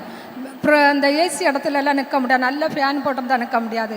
இப்போ பேர் சொல்லி அழைத்து விஜயராணி நீ தொண்டைக்காக அழுது ஜோம் பண்ணிட்டு இருக்கா, எசப்பாவன் தொண்டை அப்போ நான் ஜோம் பண்ணிட்டு தொண்டையில் ரொம்ப குளிர்த்தி போல இருந்து, சரி அப்போ தண்ணி குடிச்சு பார்ப்போம் சொன்னேன். இப்போ வலியெல்லாம் இல்லை, தொண்டை அற்புதமாக குணமாக்கிட்டார். பேர் சொல்லி அழைச்சி பெரிய விடுதலை. God bless you. தலை எரிஞ்சுக்கிட்டே இருங்க, எப்போதுமே காந்தலாகவே இருக்கும் தலை. அது தலை எரிஞ்சோன்னு இங்கே முதுகு பின்னாடி வலியாக வலிக்கும், வலி தாங்கவே முடியாது, துடிப்பேன். அதே போல் இருதயமும் வலிக்கும். அது ஏதாவது என் சிந்தையில் ஏதாவது யோசித்து கொண்டு இருக்கிற ஞாபகமே எப்போதுமே இருந்து கொண்டே இருக்கும். ஆஸ்பத்திரியில் போய் பார்த்ததுக்கு கவால நீருன்னு சொன்னாங்க. அதெல்லாம் நான் ஆண்டவரை உண்மையாக நான் மனசில் நேர்த்துக்கு இங்கே வரணும்னு, இங்கே வந்தால் எனக்கு விடுதலை கொடுக்கும்னு ஆண்டவரை நான் ஒவ்வொரு நாளும் இப்போ இங்கே வந்து முழுத இருதயத்தோடு நான் வேண்டி கொண்டிருந்தேன். எனக்கு சுகம் கொடுக்கணும், நான் மேடையில் போயிட்டு சாட்சி சொல்லணும் அப்படின்னு. இந்த மாத்திரை போட்டால் தான் எனக்கு தூக்கம் வரும். இப்போ எனக்கு நீங்கள் பழையதை எடுத்து போட்டுட்டு புதியதையாக மாற்றுங்கன்னு சொன்னீங்களே, அதே போல் என்னை ஆண்டவருடைய வல்லமை என்னை கரம் தொட்டதற்காக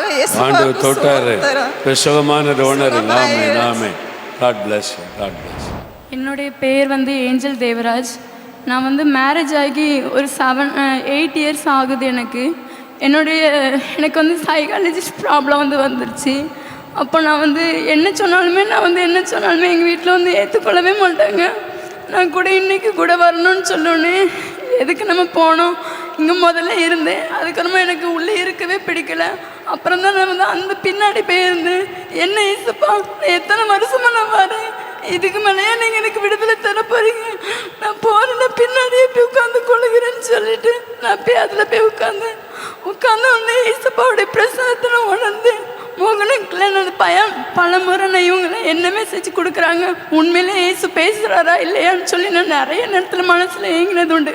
ஆனால் இன்னைக்கு ஏசப்பா சொல்கிறாங்க, நீ போ, நான் உன்னை எடுத்து பயன்படுத்துவேன். என் சிந்தனையில் சைக்காட்ரிஸ்ட் ப்ராப்ளம்லம்மா நான் 7.5 வருஷமாக நான் மாத்திரை எடுத்துக்கொண்டு இருக்கிறேன். இன்றைக்கும் நான் எடுத்துக்கிட்டு இருக்கிறேன். ஆனால் என் வீட்டில் நான் சொல்லிட்டேன், எனக்கு அந்த மாத்திரை தேவையில்லைப்பா, நீங்கள் தான் என்ன போடுன்னு சொல்றீங்க, நான் என்ன செய்யணும், நான் செத்து போறேன், எனக்கு வேற வழியே தெரியல, நான் செத்து போறேன்ப்பா. என்ன நடந்தது? இப்போ என்ன நடந்ததுன்னா, நீங்கள் சொன்னமே நான் அதுக்கு முன்னாடியே நீங்கள் ஃபர்ஸ்ட்லேயே நீங்கள் ப்ரேயர் பண்ணும் போதே எனக்கு நான் ஏசப்பாவுடைய பிரச்சனத்தை வந்து உணர்ந்துட்டேன். அதாவது வந்து இந்த இடத்துல மட்டும் இல்லை, இங்கே உள்ளே உட்காந்ததான்னு சொல்லி இல்லை, அந்த இடத்துல உட்காந்ததுன்னு சொல்லி இல்லை, இவங்களை பார்த்தா தான் அற்புதம் நடக்கணும் இல்லை, ஏசப்பா இருக்கிறாங்கிறத நான் உணர்றேன் இந்த இடத்துல. நல்ல விடுதலை. இப்போ சிந்தனையுள்ள போராட்டம் மாறிட்டு விடுதலை. ஆமென். God bless you. ஆண்டவர் பாருங்க, நிறைய பேரை தொட்டு எனக்கு விடுதலை ஆக்கிட்டார், புதிதாக்குதல் உண்டாக்கியிருக்கார். எல்லாரும் வல்லதுகரமாய்த்துங்க. என் குடும்பத்தில் எல்லாம் புதிதாக மாறணும். இனி சந்தோஷம், சமாதானம், ஒரு மனம், ஐக்கியம், அன்பு, என் வீடே புதுசாக மாறணும், என் குடும்பமே புதிதாய் மாறணும். ஜெபிங்க. நீங்கள் போகிறதுக்குள்ளே ஒரு மாற்றம் உங்களுடைய வீட்டுக்குள்ளே ஆண்டவர் செய்ய போகிறார். என் வேலையில் ஒரு மாற்றம், எல்லாம் புதிதாகணும், அந்த பிரச்சனை எல்லாம் நீங்கணும், அந்த எரிச்சல் கோபத்தை உண்டாக்குகிற காரியம் மாறணும் ஆண்டவரே. என் பிஸ்னஸில் தடைகள், எல்லா கடன் பிரச்சனைகள், கஷ்டங்கள் அதெல்லாம் மாறணும் இயேசுவின் நாமத்தில். என் படிப்பின் காரியத்தில் மாறணும், பிள்ளைகள் காரியத்தில் எல்லாம் மாற்றம் உண்டாகணும். எல்லாம் ஜெபிங்க. ஒரு நிமிடம் ஜெபிங்க. ஆண்டவரே, கற்பத்தின் ஆசீர்வாதம் உண்டாகணும், கற்பத்தின் ஆசீர்வாதம், குடும்ப ஆசீர்வாதம் உண்டாகணும். இந்த தடைகள் எல்லாம் மாறணும், புதிய ஆசீர்வாத நன்மை உண்டாகணும். தகப்பனே, கரமுயர்த்தி ஜெபிக்கிற உம்முடைய பிள்ளைகள் ஒவ்வொருவருக்காக நான் ஜெபிக்கிறேன். குடும்பத்துக்குள்ளே ஒரு புதிதாக்குதல் வருவதாக. இனி குடும்பத்துக்குள்ளே முறுமுறுப்புகள், சண்டைகள், ஒருமனமற்ற தன்மைகள் இல்லாதபடி அன்பு, சந்தோஷம், சமாதானம், ஒரு மனம் எல்லா குடும்பத்துக்குள்ளும் உண்டாவதாக. அவைகளை கெடுக்கிற பொல்லாத ஆவியினுடைய கிரியைகள் அழியட்டும், எல்லாம் புதிதாக்கப்படுவதாக. வேலையிலே புதிதாக்குதல் உண்டாகட்டும். உயர்வுகள் உண்டாகட்டும், ப்ரமோஷன் உண்டாகட்டும், தடைகள் எல்லாம் விலகட்டும். ஆண்டவரே, வேலையிலே காணப்படுகிற பிரச்சனைகள், சமாதான குறைவுகள் எல்லாம் மாறட்டும். பிஸ்னஸ் எல்லாம் புதிதாக்கப்படட்டும், புதிய நன்மைகள் உண்டாகட்டும், புதிய வழிகள் திறக்கப்படட்டும், நஷ்டங்கள் இழப்புகள் எல்லாம் மாறட்டும் இயேசுவின் நாமத்தினாலே. பிள்ளைகள் வாழ்க்கையில் எல்லாம் புதிதாகட்டும், பிள்ளைகளுக்குள்ளே கீழ்ப்படிதல் உண்டாகட்டும், சந்தோஷம் சமாதானம் உண்டாகட்டும், ஞானத்தின் ஆவி உண்டாகட்டும், எல்லாவற்றையும் மறுரூபப்படுத்தும், புதிதாக்குதல் உண்டாகட்டும் இயேசுவின் நாமத்தில். ஊழியத்தில் எல்லாவற்றையும் புதிதாக்குவீராக, ஊழியத்தில் எல்லாம் புதிதாக்கப்படுவதாக. புதிய நன்மைகள், ஆசீர்வாதங்கள், புதிய ஆத்மாக்கள் வரட்டும். கர்த்தர் ஆசீர்வதிக்கிற குடும்ப வாழ்க்கையிலே புதிதாக்குதல் வரட்டும், கற்பத்தின் ஆசீர்வாதம் உண்டாகட்டும், தடைகள் விலகட்டும் இயேசுவின் நாமத்தினாலே. உடனே கர்த்தர் கற்பத்தின் ஆசீர்வாதத்தை உண்டாக்கும். ஆசீர்வதியும் ஒவ்வொருவர் மீதும் கரம் வைக்கப்படுவதாக. ஒவ்வொருவரையும் ஆசீர்வதியும், ஒவ்வொருவரையும் தொட்டு ஆசீர்வதித்து, இதோ நான் புதிதாக்குகிறேன் என்ற வாக்குத்தத்தத்தின்படி புதிதாக்கி அனுப்புகிற அன்பிற்காக உமக்கு ஸ்தோத்திரம். எல்லா மகிமை இயேசு ராஜாவிற்கு நாங்கள் செலுத்துகிறோம். நான் அப்பிரயோஜனமான ஊழியக்காரன், கடமை மாத்திரம் செய்தேன். எல்லா மகிமை உமக்கு இயேசுவின் நாமத்தில் ஜெபிக்கிறோம் பிதாவே, ஆமென். அல்லேலூயா. எல்லா கரம் அசைத்து சொல்லுங்க, அல்லேலூயா. ஆண்டவர் சகலத்தை புதிதாக்கி விட்டார். அல்லேலூயா, அல்லேலூயா, அல்லேலூயா. திறப்பின் வாசல் ஜெபத்தில் கலந்து கொண்ட அனைவரும் தங்களது ஆவி, ஆத்மா, சரீரத்தில் புதிய அனுபவத்தையும் புதிதாக்கும் ஆசீர்வாதங்களையும் பெற்று மறுரூபமாகி மகிழ்ச்சியுடன் திரும்பி சென்றனர். தேவனுக்கே மகிமை உண்டாவதாக.